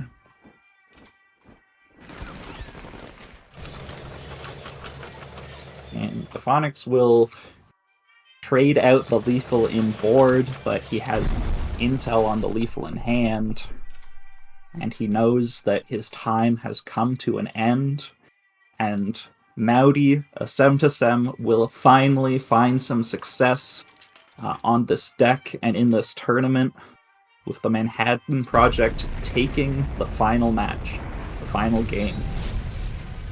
Yeah, a pretty decisive 3-1. So it looks like Mounty will be taking home that 500 buckaroos, but Aphonix is walking away with 500 diamonds, so pretty decent consolation prize. But yeah, fantastic games. Any other comments before you pass it back? Well, I trust we'll see Aphonix with a golden portrait in the next tournament, and we have the finals waiting for you, which will be brought to you by the amazing, the lovely Fanatron and J King 7. Take it away, boys. All right, I'm not sure I've been described as lovely before in my life, but I'll take it. Thank you for that, Bruno. Oh, that means I'm amazing. I wasn't sure if I was amazing or lovely, so I get amazing, you get lovely. I'll take it. That leaves us with just one match left in this tournament. We've had a lot of matches over the last couple days. There was just the one to go. It is Radish and Tweed to Cargo, as you said last time we were here. It is an unstoppable force meeting an unmovable object, or something along those lines. And let's take a look at their decks just to refresh everything. We haven't seen Radish in a couple hours now. So, like, taking a look at Radish's decks, of course, first up, it is Germany, France. This deck, you see it all over ladder. We see it all over this tournament, and it has been struggling, but its struggles have definitely been, it's been making up for its poor results in the first half of this tournament, and it's definitely not been getting poor results for Radish because Radish has yet to drop a game. And then there is this Japan-Soviet covert deck. We've seen it twice. It has won twice. A lot of questions around this deck, but it is working so far for Radish. It's a bit of a control deck with a just lot of covert tools, and it has the ability to pop off very quickly and can be quite punishing against control decks that can't deal with these covert units.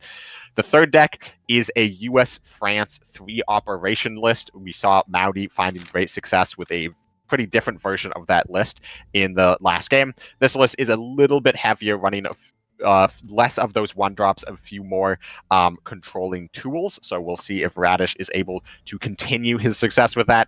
And then last but not least, it is Radish's seemingly favorite deck here, bringing it to the Swiss as well as the top 8. It is a Soviet Germany control, which Radish has in full gold for the gold HQ.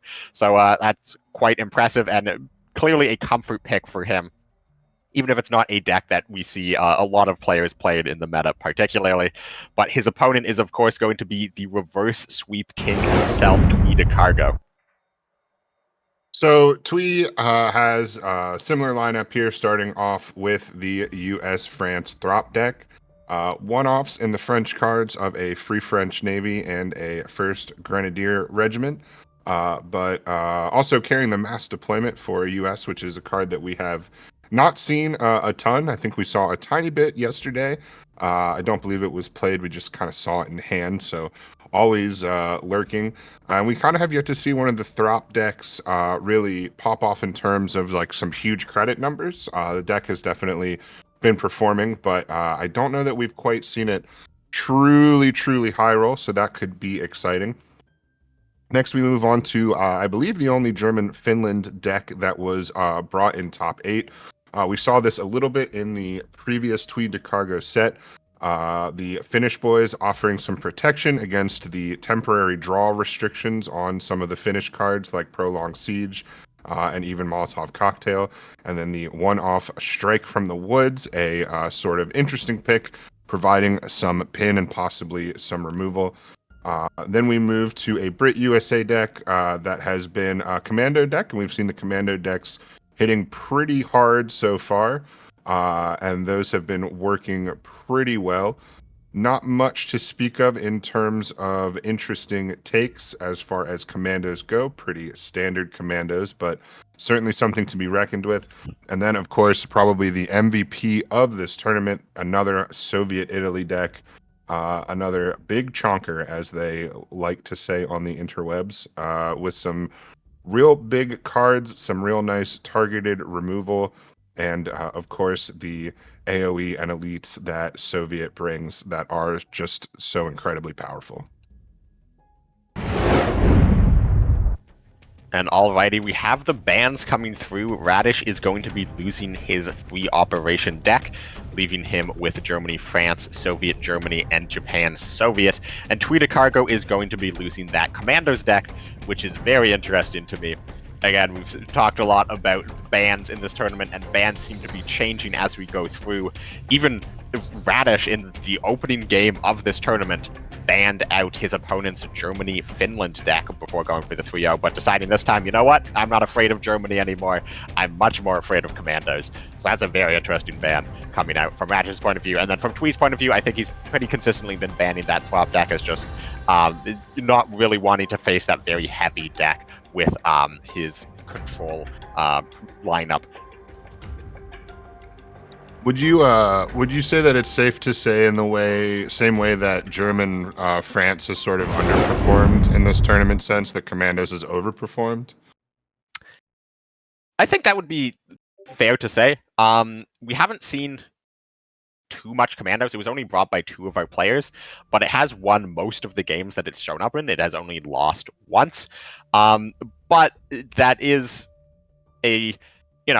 that's not a huge sample size. I think it's only played 3 games, or it's played 4 games and won 3, something like that. Maybe played 4, 1, or played 5, 1, 4. So that is doing quite well for itself. But you do bring up a very good point that Germany-France has been severely underperforming. I think it's now 3-7.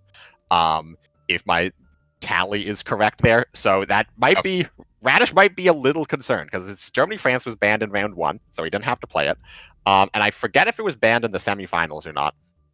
But Tweeted Cargo is definitely shown that he is not afraid of playing against that Germany-France deck. So Radish might be a little worried here. Do you think that we're going to see either of these streaks continue, or do you think that we are going to, similarly to the third place match, get a much more even game back and forth? I think it's going to be 3-1 as a final, just to wrench all of the gears. I don't know for who. It'll be 3-1 just because that's the result that we haven't got yet. So just to stop the narratives that we're latching onto, it'll be an inconvenient 3-1. I mean, we did see a 3-1 in the third place match. Oh yeah, we just saw 3-1. Damn, coming out there for Mowdy. So yeah, we're going to give the players a bit of an opportunity to settle themselves before jumping into the game, making sure everything is working. And what do you do for starting off here? If you're Radish in particular, where you have yet to lose a game, but that also means you've just played less games overall. So you're less warmed up into this tournament to a certain extent, unlike Tweeted Cargo, who has played the maximum number of games to get here so far, going to Game 5 in all of those, and being at the point of elimination in all of his wins. So that's definitely a lot of pressure, but he is shown to be working under pressure. Whereas Radish, you're going into this, and you haven't played in a hot minute. You were the first game of the day on both days, and now you were the last game of the day on day 2. Do you just start off with Germany-France? Do you start off with just the most standard lineup or deck in your lineup that isn't banned? Or do you start off with that Soviet Germany for what I imagine is a comfort pick for him based on the fact that the deck is full gold and he brought it to both stages of this tournament? I think you want to rely on that as sort of your linchpin, maybe towards the end. I think that Germany, France coming out aggressive would be good. I think it matches up well into some of Tweeted Cargo's lineups as well, right? As we discussed before, it's aggro like Jagro, but it's a lot harder for commanders to deal with because of all the health that's on the units. Coming out with even just the 0 cost unit, the dragons being 2 health instead of 1 is such a huge deal, able to withstand so many more of the pings. And the Throp list as well, because that was banned for Radish, right, but not banned the other way around. So Radish could be playing into the Throp list, and I think that's also pretty comfortable, right? You can just sort of blaze that thing down quickly if you get the right cards or get the right rolls, or even if you kind of just have a standard hand and they have a sort of bad or slow hand, you can really race that down as well. So 2 out of 3 ain't bad, as they say. So I think an aggressive start might bode well for Radish. Yeah. It will be very interesting to see if Radish does drop a game, like especially if Radish drops a game 1, where it'll be the first game he's dropped in top 8. Does that shake him? Does that rattle him? Because we've seen that Tweeted Cargo, he does not care about the score whatsoever. Not rattle Tweeted Cargo. Yeah. Radish undefeated all the way back to the Swiss, right? As well, 5-0 in the Swiss. So truly has not lost at all. So I'm not sure that it's going to be present right at the start, but I will say if Radish gets pushed to 2 losses, then I think that it will be interesting, right? Because as you said, Twee's been doing that this whole time. We obviously don't have a losers bracket or anything like that, right? But it's kind of like a losers bracket run where they just are constantly pushed up against the wall, and Radish has not been. So if Radish does get pushed up against said proverbial wall, how will they respond? Because they have been able to play in a way where they don't have to play mistake-free. They've mostly been playing mistake-free, but in their mindset, they don't have to play mistake-free. Once you have 2 losses and you know that third loss is the end of your tournament in the set, right, then you have to play mistake-free. You basically have to play. I mean, at some point, this is a final set. You're trying to play mistake-free regardless. So kind of in the weeds here. But there's so much more room for error on those when you don't have the losses than when you do. And that also is, as you said, something that hasn't happened to him yet in this tournament. So if this is the first time that it happens in the finals, is he going to be able to respond to it? Is it going to mess with him a little bit? it'll be interesting to see. Or maybe it'll be just 3-0s again. It's never relevant. And something that is actually interesting to point out is that at this point, both of these players are in the money. Like they are getting some prize money to take away. It is 1,500 USD for first place, 1,000 USD for second place. So obviously that's a big difference. It's a $500 difference between first and second. So both of these players are going to be wanting to get first. But the pressure is kind of off because if you spend 2 months qualifying for a tournament and then you've got to get through Swiss and then you don't want to lose in the first round because then you're going home with just some diamonds, and then you make it to the semis, but you don't want to lose in the semis twice because then you're still not making it home. Even if the third place match, you're still fighting to try to get home any of that prize pool. But once you're in the grand finals, you're going home with the prize pool of some extent. So that's almost like a bit of pressure off their back, despite it being the grand finals, where they've sort of made it. If they go home in second place with 1,000, they're not going to be upset about the payoff of that 2-month journey to get here.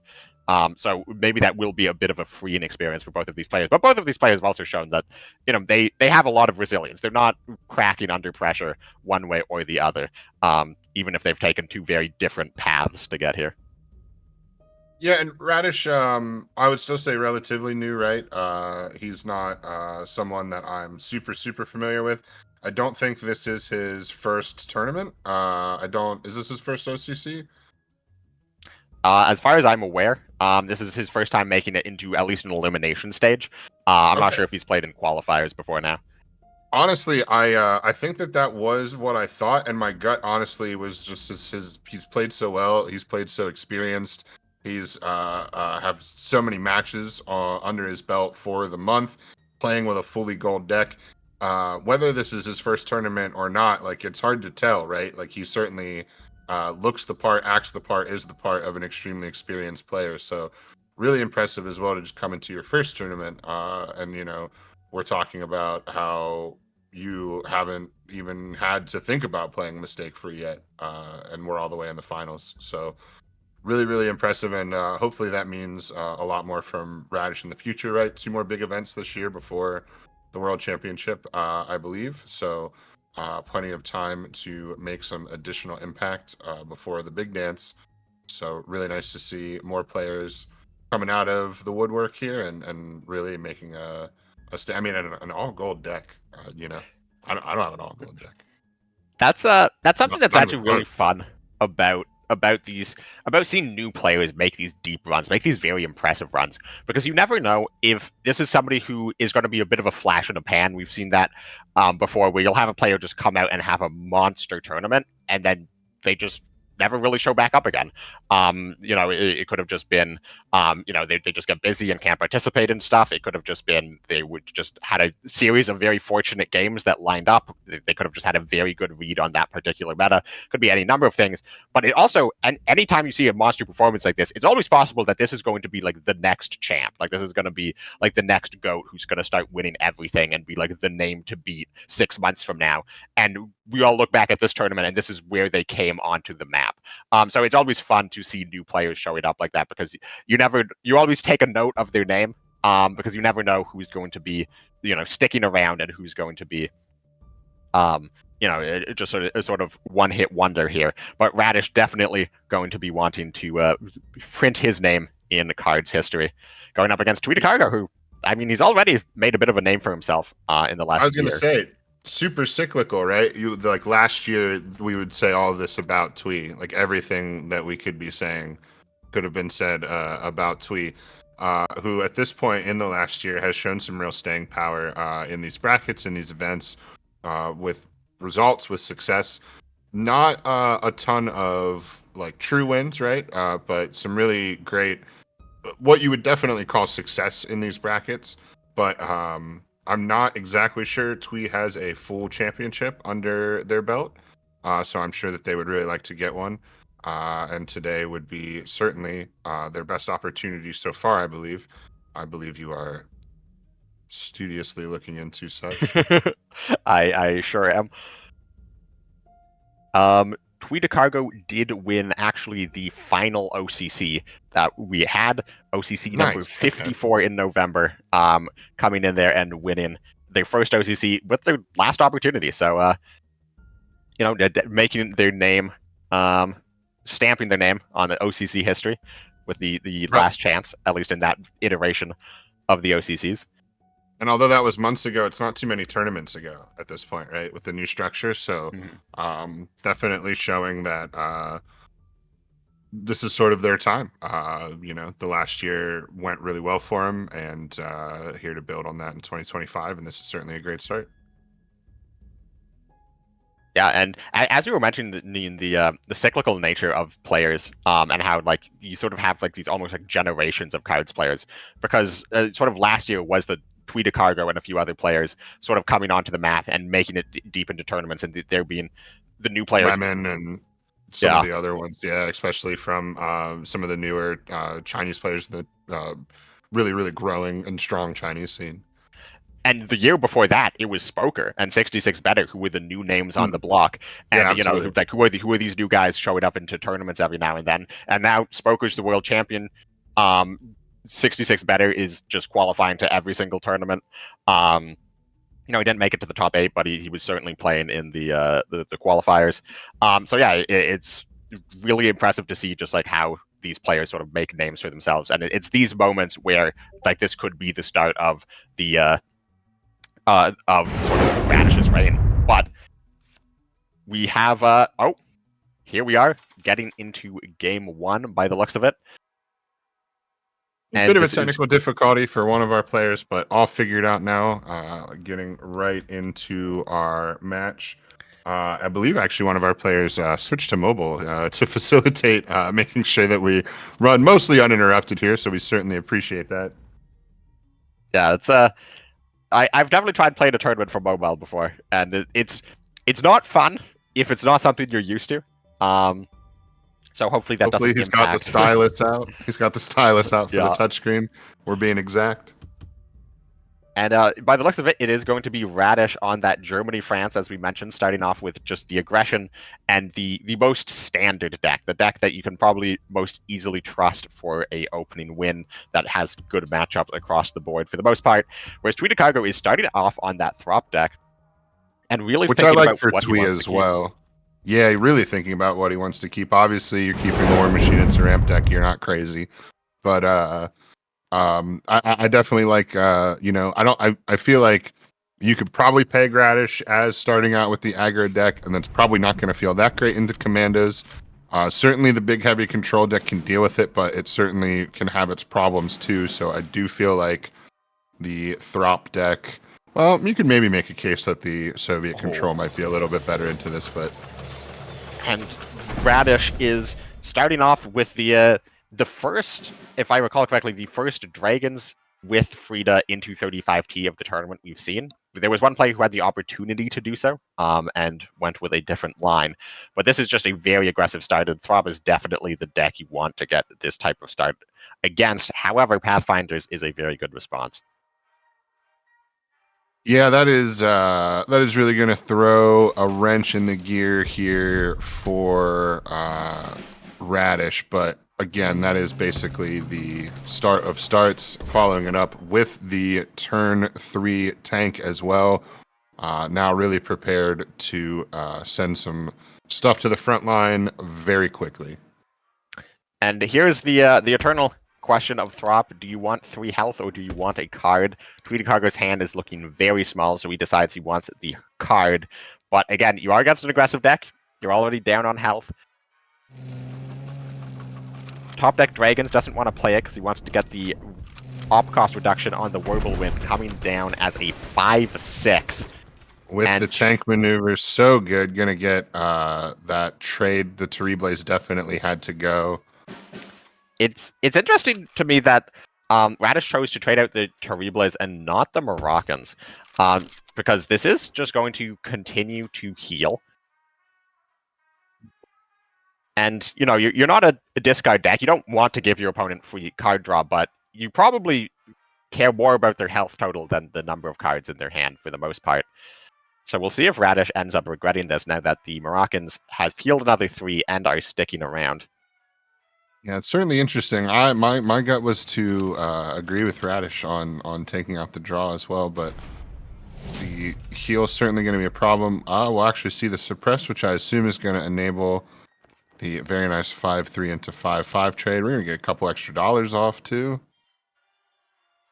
And that will likely be used to play this air support on the Arado to make it into a 5-6 fighter sitting there in the support line.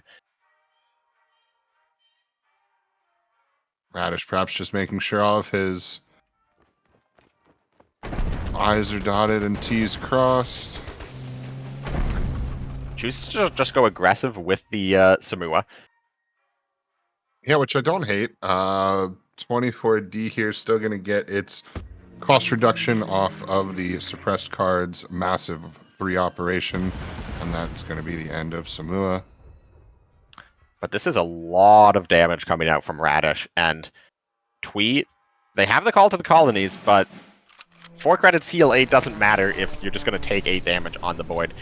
Radish trades out with the bomber rather than sending the call to the face. Does not take 7 to face, which I thought was a strong possibility. But of course, the Noxia ensures a longer turn and some free credit gen for taking the unit out. So something to be said for that efficiency for sure. And now posing a much stronger threat. Some of these responses, Twee definitely can't war bonds here. Cyclone not helpful. Yeah, this is an awkward point in the deck where if you let Throp just sit back and do its thing, like if you're playing a control deck, a slower deck that's not really putting too much pressure, Throp is able to just find these beautiful turns just using up so much credit efficiency. But if you put Throp under pressure, a lot of their cards aren't reactive, and it really puts them into an awkward spot where they have to use cards like Call to the Colonies or Supply Priorities, rather than just simply wanting to follow their game plan of playing down really big units. And Twee knows there's going to be a hefty 35T to deal with here in seconds, as well as this big 5-5 fighter. Another Dragons is certainly not necessarily what Radish wanted to see, but not bad. That's more frontline utility, more stuff to just clog. Yeah, he's probably not going to play it out this turn because he's thinking, well, my opponent's headed into 9 credits. That is the Bomber Mafia turn. And then Dragons just dies for free. So he's going to hold on to that and just send everything into the HQ by the looks of it, and having the second Panzer Grenadiers back in the hand as just like an insurance policy almost. Victory March, good draw, but just not the credits to use it on anything. Yeah, can at best only get the engineers down, and 4 health is not going to save him here. Call to the Colonies, trade out Panzer Grenadiers, and he lives on 1 health on board. Now we see, of course, that there is the second Panzer Grenadiers in the hand from Radish, so that play would result in his death. So he could go for the Grenadier Guards, and that's going to cause... No, he actually can't go for the Grenadier Guards because he's just simply dead. The only play to survive is Call to the Colonies. He can even throw in a Victory March for 3 extra healing there. Call to the Colonies for draw is not going to do anything. Yeah, gets his Bomber Mafia, but I got excited for a second, not realizing that he chose not to heal himself when he absolutely needed to. So that is a quick win for the German France deck. The aggressive start that we wanted to see from Radish. I almost said lemon. Too many ingredients running around. Yeah, that was an absolutely crazy start from Radish. Like, that is the hand, that is almost like the archetypal hand of just the power of Germany, France. Just, you could not really have asked for a whole lot differently with the hand for Radish that game. And obviously he navigated those turns perfectly, but just, that is why Germany, France is so popular. And that's the type of turns that we weren't really seen it have. Now, though, Radish is going to be on to his Japan-Soviet covert deck. And this is a deck that is going to be presumably less consistent, as it is sort of a home deck, a deck that we haven't really seen anyone else bring, anyone else try. And Radish has won with it twice in this stage of the tournament, but it's definitely, by the looks of it, not off to as hot a start as that Germany-France deck was. How do you feel about Twee hard sticking Throp? You have to win it with it anyways, and it's probably the weakest deck that's not banned. That discard deck is also potentially going to have some issues as well, but I think just going for it again, saying, you know what, it was a bad matchup and I didn't get a good hand, I'll just run it again.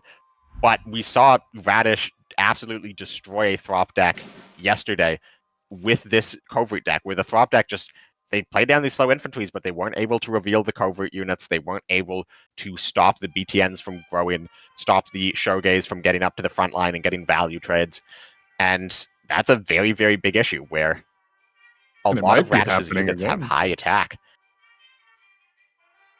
But already 8 credits for Twee Cargo, so probably going to be able to amount some sort of a defense here. But the board quickly filling with some unknowns.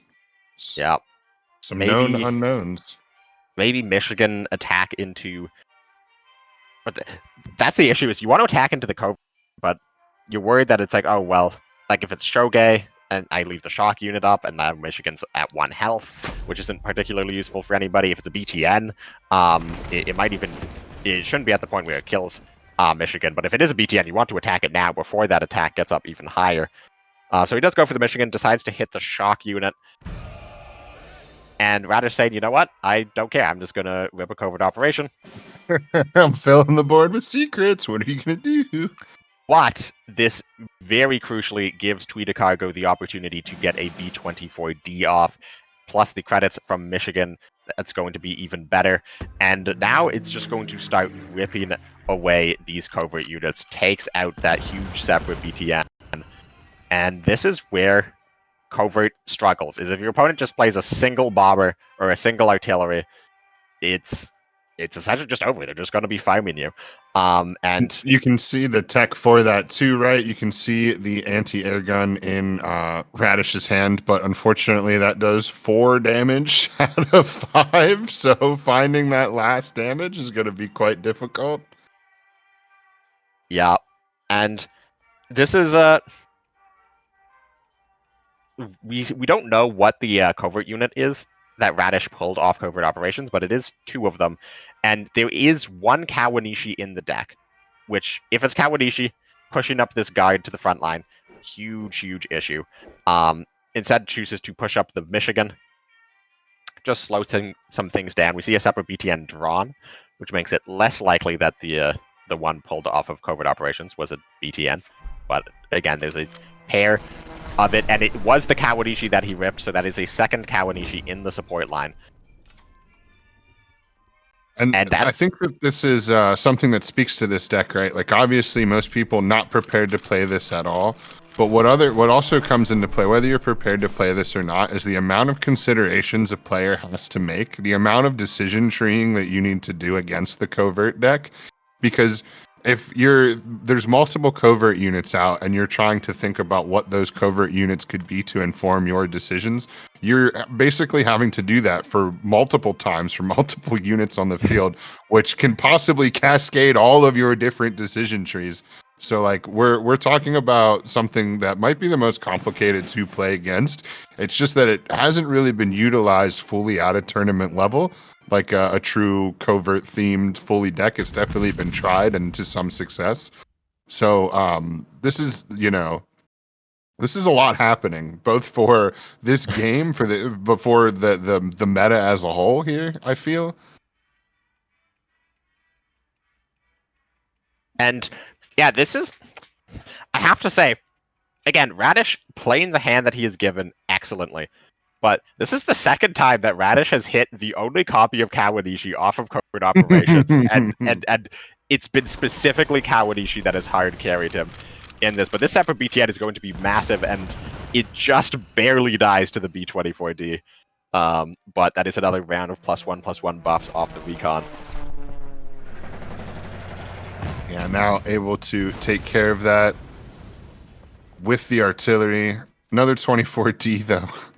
Coming out soon, but you can kind of see here now Twee more ramp resources and non-unit resources than they are probably looking for. And with only 16 health and, posed here to take 11 out of their 15 damage. Yeah, he has to take out the recon, but that means Kawanishi sticks, and that means this bomber is not really accomplishing as much as you want it to.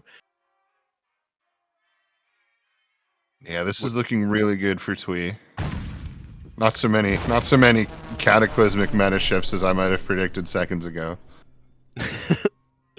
Yeah, and Radish he's running out of steam, and Twee is not running out of health nearly fast enough. Yeah, being maybe a little bit more considerate with their plays at this point as well, perhaps feeling exactly what we are mentioning. Doesn't really need the health on these at all, so these are just really nice draw pieces. Ooh, Direct hit. Direct hit's huge for dealing with this 5-2 Kawanishi. The direct hit makes something that he couldn't target suddenly just killable for 1 credit. We can play war bonds now. Perhaps a whole new game. But for all of the benefits of drawing the direct hit off that call to colony, drawing the third call to the colonies with the second part of that draw is definitely not what he wants to be seen. Because he doesn't have, like, he has a credit advantage, but he doesn't have the credits to just be slamming down all of these call to the colonies for draw. Because Radish is playing cards. And Radish's cards are threatening the board. These 2 artilleries are going to take out this Moroccans for free.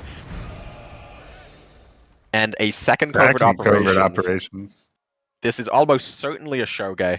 This is the third separate BTN in the front line. And I believe the deck is 4 BTNs, 4 Shogays, and a Kawanishi. So the Kawanishi is gone, so it's a 80% chance that it's 2 Shogays in the support line.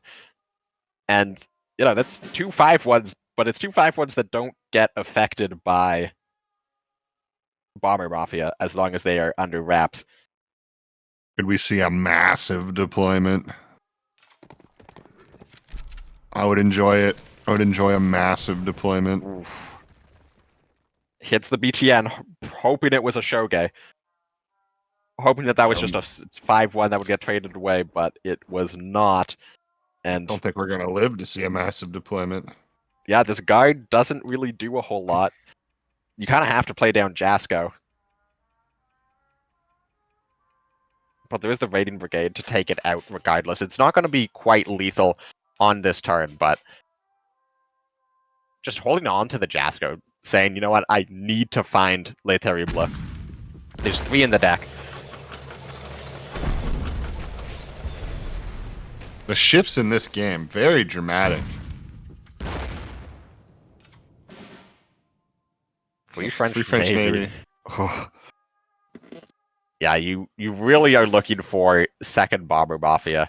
But can at least get a Vic March here that will provide them some health, perhaps 3, 4, 5, 6. It's only got 1 shot at playing Bomber Mafia this turn for the AoE. Supply priorities. You needed 2 of those.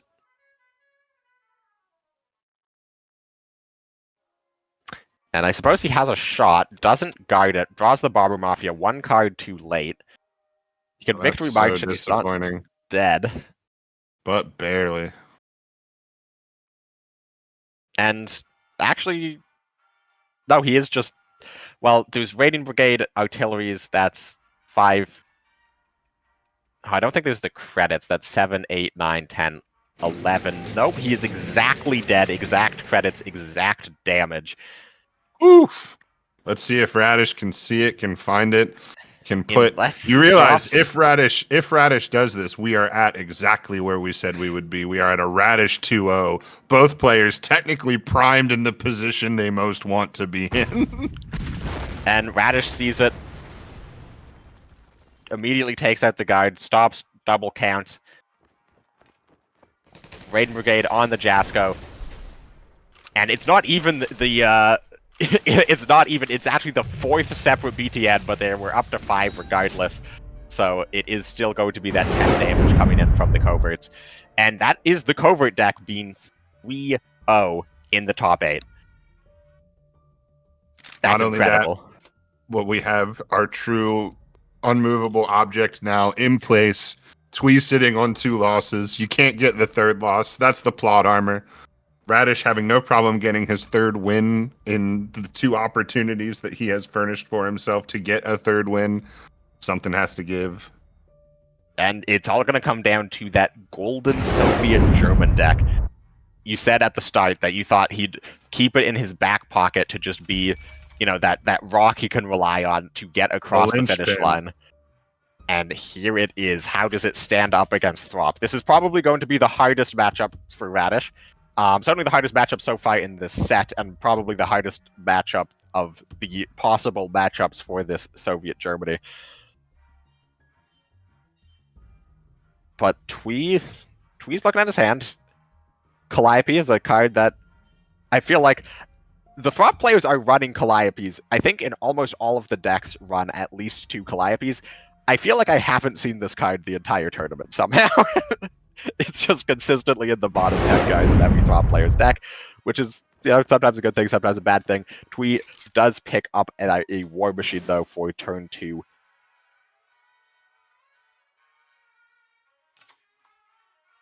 Perhaps we will see at least one Calliope. You'll get your wish. And Pathfinder's pickup quite good, and Radish's hand is doing a whole lot of nothing at the moment. Would love to pick up like an SU. He's gonna sickle his own guy just to try to find something to play. And finds game 45th. That's something to play. Yeah, certainly. That works out quite well. Now, we've spoken at length kind of already about the situation that Twee finds himself in here, where he knows that he needs a win on each of his decks. Doesn't technically matter the order, and technically losing 3-0, 3-1, 3-2, they're all losses, especially in the finals. So getting a win with the hardest deck to get a win with is going to be the thing here. You're lining up against the same deck 3 times. But if you do want to try to lengthen this out as much as possible and force Radish to play well for as long as possible, do you think hard sticking Throp again here was the best matchup into Soviet control out of the 3 options that Twee had? I like bringing the Throp deck a 3rd time. It really depends on Twee's own mentality. Like, is he on tilt or not? Like, is he thinking like, oh my god, I've lost twice on this deck is bad, or I'm getting terrible draws, I can't find him. In that case, just switch to something else and freshen yourself up.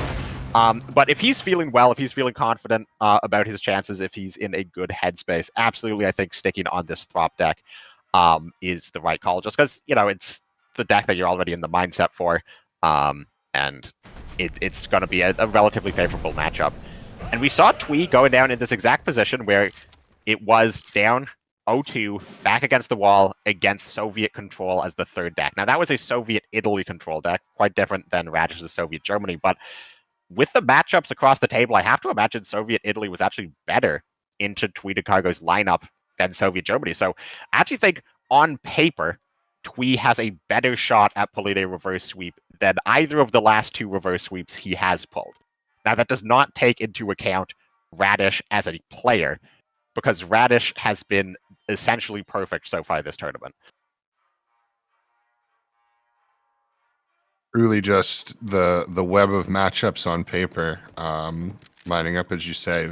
Very, very interesting.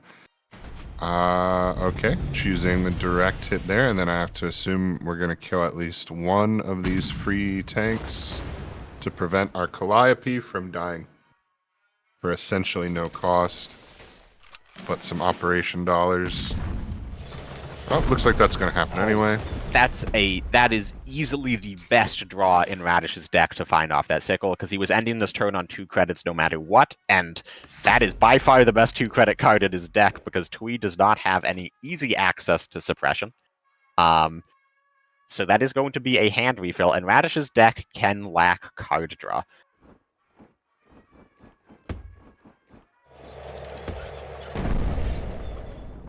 All of these Throp decks have made a point of taking Cyclone as well, but we've seen Cyclone make not a ton of impact this tournament. No, there's I'm not even sure if we've seen Cyclone Veteran yet. I think it veteraned once, and then it got hit by direct hit before it was able to actually generate any additional Shermans. So that is, yeah, what I believe happened yesterday in a game that me and you were casting. How do you feel about the inclusion of that? Does that change your mind in any way? The results of this tournament with that card?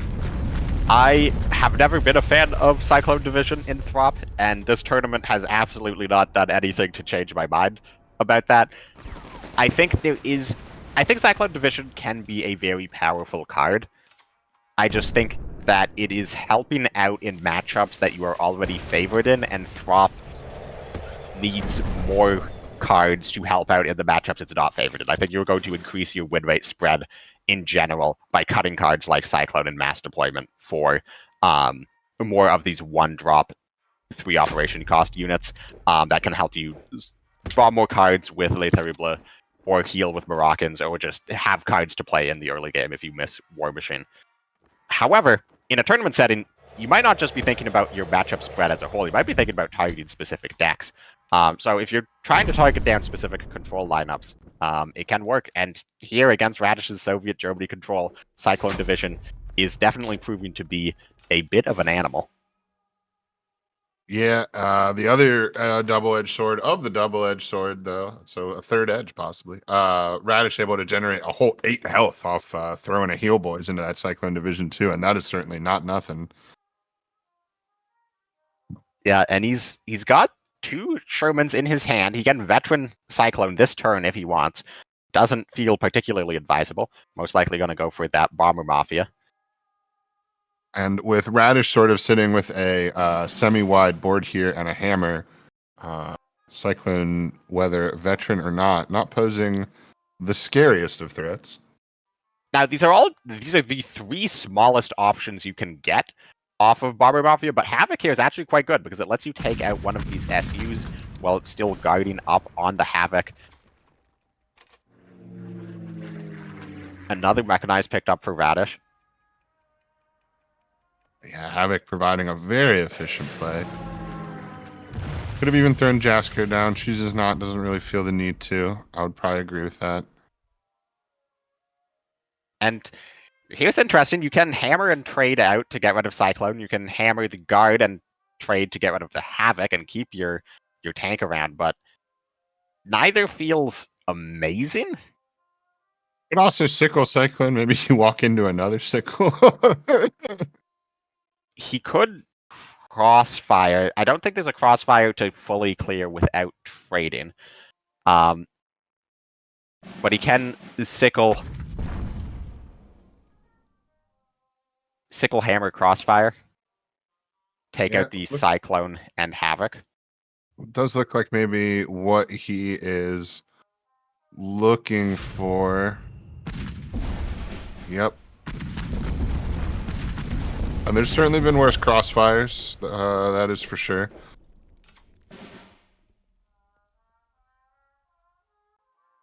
And man, you'd love for this 4-1 into this 5-5 to be able to kill it, but there's nothing in his hand to boost attack or deal 1 damage. And that Sherman in his hand too. Gonna be hard to find a powerful use for that without drawing into some American stuff real quick. This M4 Firefly is actually very well positioned against this board because the M4 Firefly gives your units +1/+1 when they are attacked, and that applies before combat goes through. So that means that if the 5-5 attacks this 4-1 guard, it becomes a 5-2 and gets traded out. If either of the 5 attack units try to hit this Moroccans, it goes to a 6-6 and does not actually die. So just double guarding and going for Firefly here actually looks really, really good. Yeah, double guarding Firefly as well. And this is such a scary board, it might just bring out the Depths of Winter. Chooses against it, just goes for the Mechanized. Yeah, let's get some cards here. Get into our doctrines. And he can remove Firefly. Leave pretty handy sickle there. But yeah, we're just gonna start dumping face.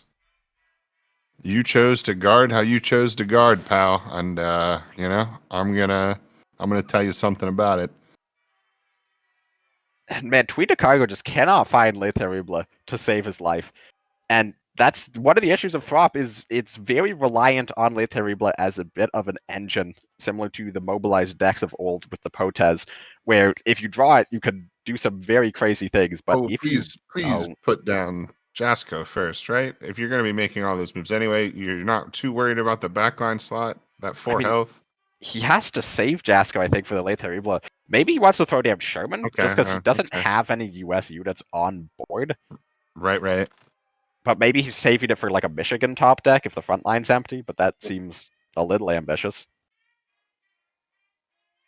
Yeah, we might be forced to get ambitious here, the way that this has been going so far.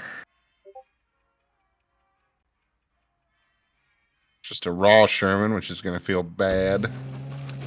Gonna Vic March that instead. Probably the correct call. The 2 health the difference there, probably much more negligible than having the 1 cost for all of your Throp needs. So I would agree with that call. It's a great point by you. And that was actually a uncharacteristic misplay here from Tweet Cargo. Dropping the direct hit to trade out the 4-4 into the 5-5, and then trading out the 5-5 into the 5-2. He could have just had a direct hit in his hand. There was no need to play that out. And also it looked like he ran out of time before having the chance to either play this War Machine or potentially move and attack with this 0-op Firefly. The unstoppable force looking unstoppable. The unmovable object starting to teeter, perhaps. And Radish finds the 4-1-4 for the second time this game. He's seen 2 full cycles, but the mass deployment top deck, this could be what is needed to come back, but 6 credits on a Banshee is not what you want to see off of a mass deployment. And the Sky Barons from Radish is well positioned. Same with this Panzer 4H. Yeah, 2 bombers that don't do anything for you. 2 bombers that have a lot of their cost wrapped up in good deployment effects that you're just not getting off mass deployment.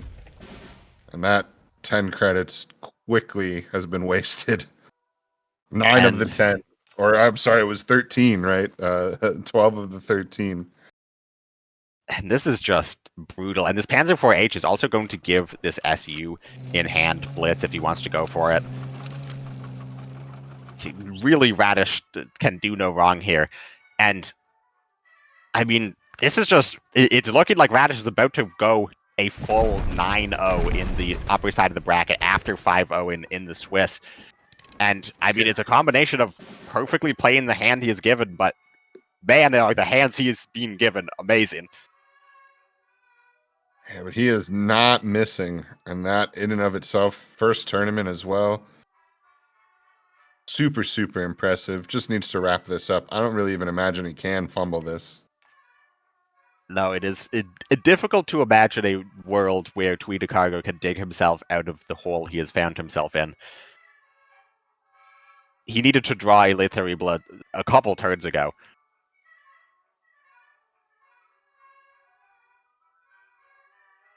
And he's just thinking about Calliope, what he wants to hit. 75% chance to kill this guy. 97th gets shuffled back into the deck. Can he draw it for a 3rd time? He does, in fact, draw it for a 3rd time, and that's immediately what he starts his turn with to make room for the Blitz Doctrine, which is going to give buffs to all of these tanks in hand. If we even in fact, I think Radish just missed lethal. Because the SU could have come down to buff the attack of these 2 tanks on board and has a blitz in its own right. Now, it could be Soviet tanks only. I'm not exactly sure on the wording, but either way, even if he did miss lethal in this situation, he can't possibly lose the game. Yeah, this is cleaned up. It's really impressive what Radish was able to do. I mean, I don't even think that really impressive gives it enough credit, right? We're talking about a 14-0 over the course of 2 weekends here. Yeah, and that's best of 3s in the 5-0 Swiss. So Yeah, 9-0 on the games in the top 8, 5-0 in the winning all 5 best of 3s in the Swiss. Absolutely impressive stuff coming out from Radish, and Radish is going to be your United Front champion for this expansion tournament, and just there's no questioning it. There's no questioning who was the best performing player in this tournament. The undisputed champion of United Front. There is one very clear best United Front player, and he is actually not lost in a competition set. So everybody, put your targets on one man. There is a clear front runner now, and he's gonna have some targets on his back, I would imagine. And that's also let's be sure to also congratulate Tweedicargo on an impressive run, 2 back-to-back reverse sweeps, making it to the grand final, still walking away with 1,000 USD in that back pocket, and definitely a second place finish in a 32-person tournament is definitely one on your resume that you're going to be pretty happy with, even if he wasn't able to take it over Radish. But what's really impressive about what Radish has done is not just the score, it's not just the games, it's really the lineup as well, because he came in here with a Soviet Germany and with a Japan Soviet covert, and those are 2 decks that nobody else brought. He brought the Soviet Germany to the Swiss where he 5-0'd. People thought it was a fluke. Nobody went off of Soviet Italy. Everyone just kept with what they thought was best, and he says, you know what, I stand by the Soviet Germany, I'm going to bring it again, and I'm going to not lose a single game on the deck and take the entire tournament by storm. So yeah, really showing that the meta is sort of wide open in terms of what decks you can bring and find great success with. It's not just Germany, France, and Soviet Italy. There's so much beyond that to be doing in this meta and finding success with. Jerfin, made it all the way to the finals as well, right? That ended up being a good deck for Twee. He went positive on the deck in the tournament, right? Nobody else brought really anything like that or anything resembling any sort of discard package, and I think that kind of a curveball can definitely help you out in some of these lower rounds too, right? When the lineups are so similar and you're bringing something that basically no one else is bringing, that's a whole different kettle of fish for your opponents to think about when they've spent so much time in the weeds of Soviet control and of just Jagro and of all those sort of fundamentals.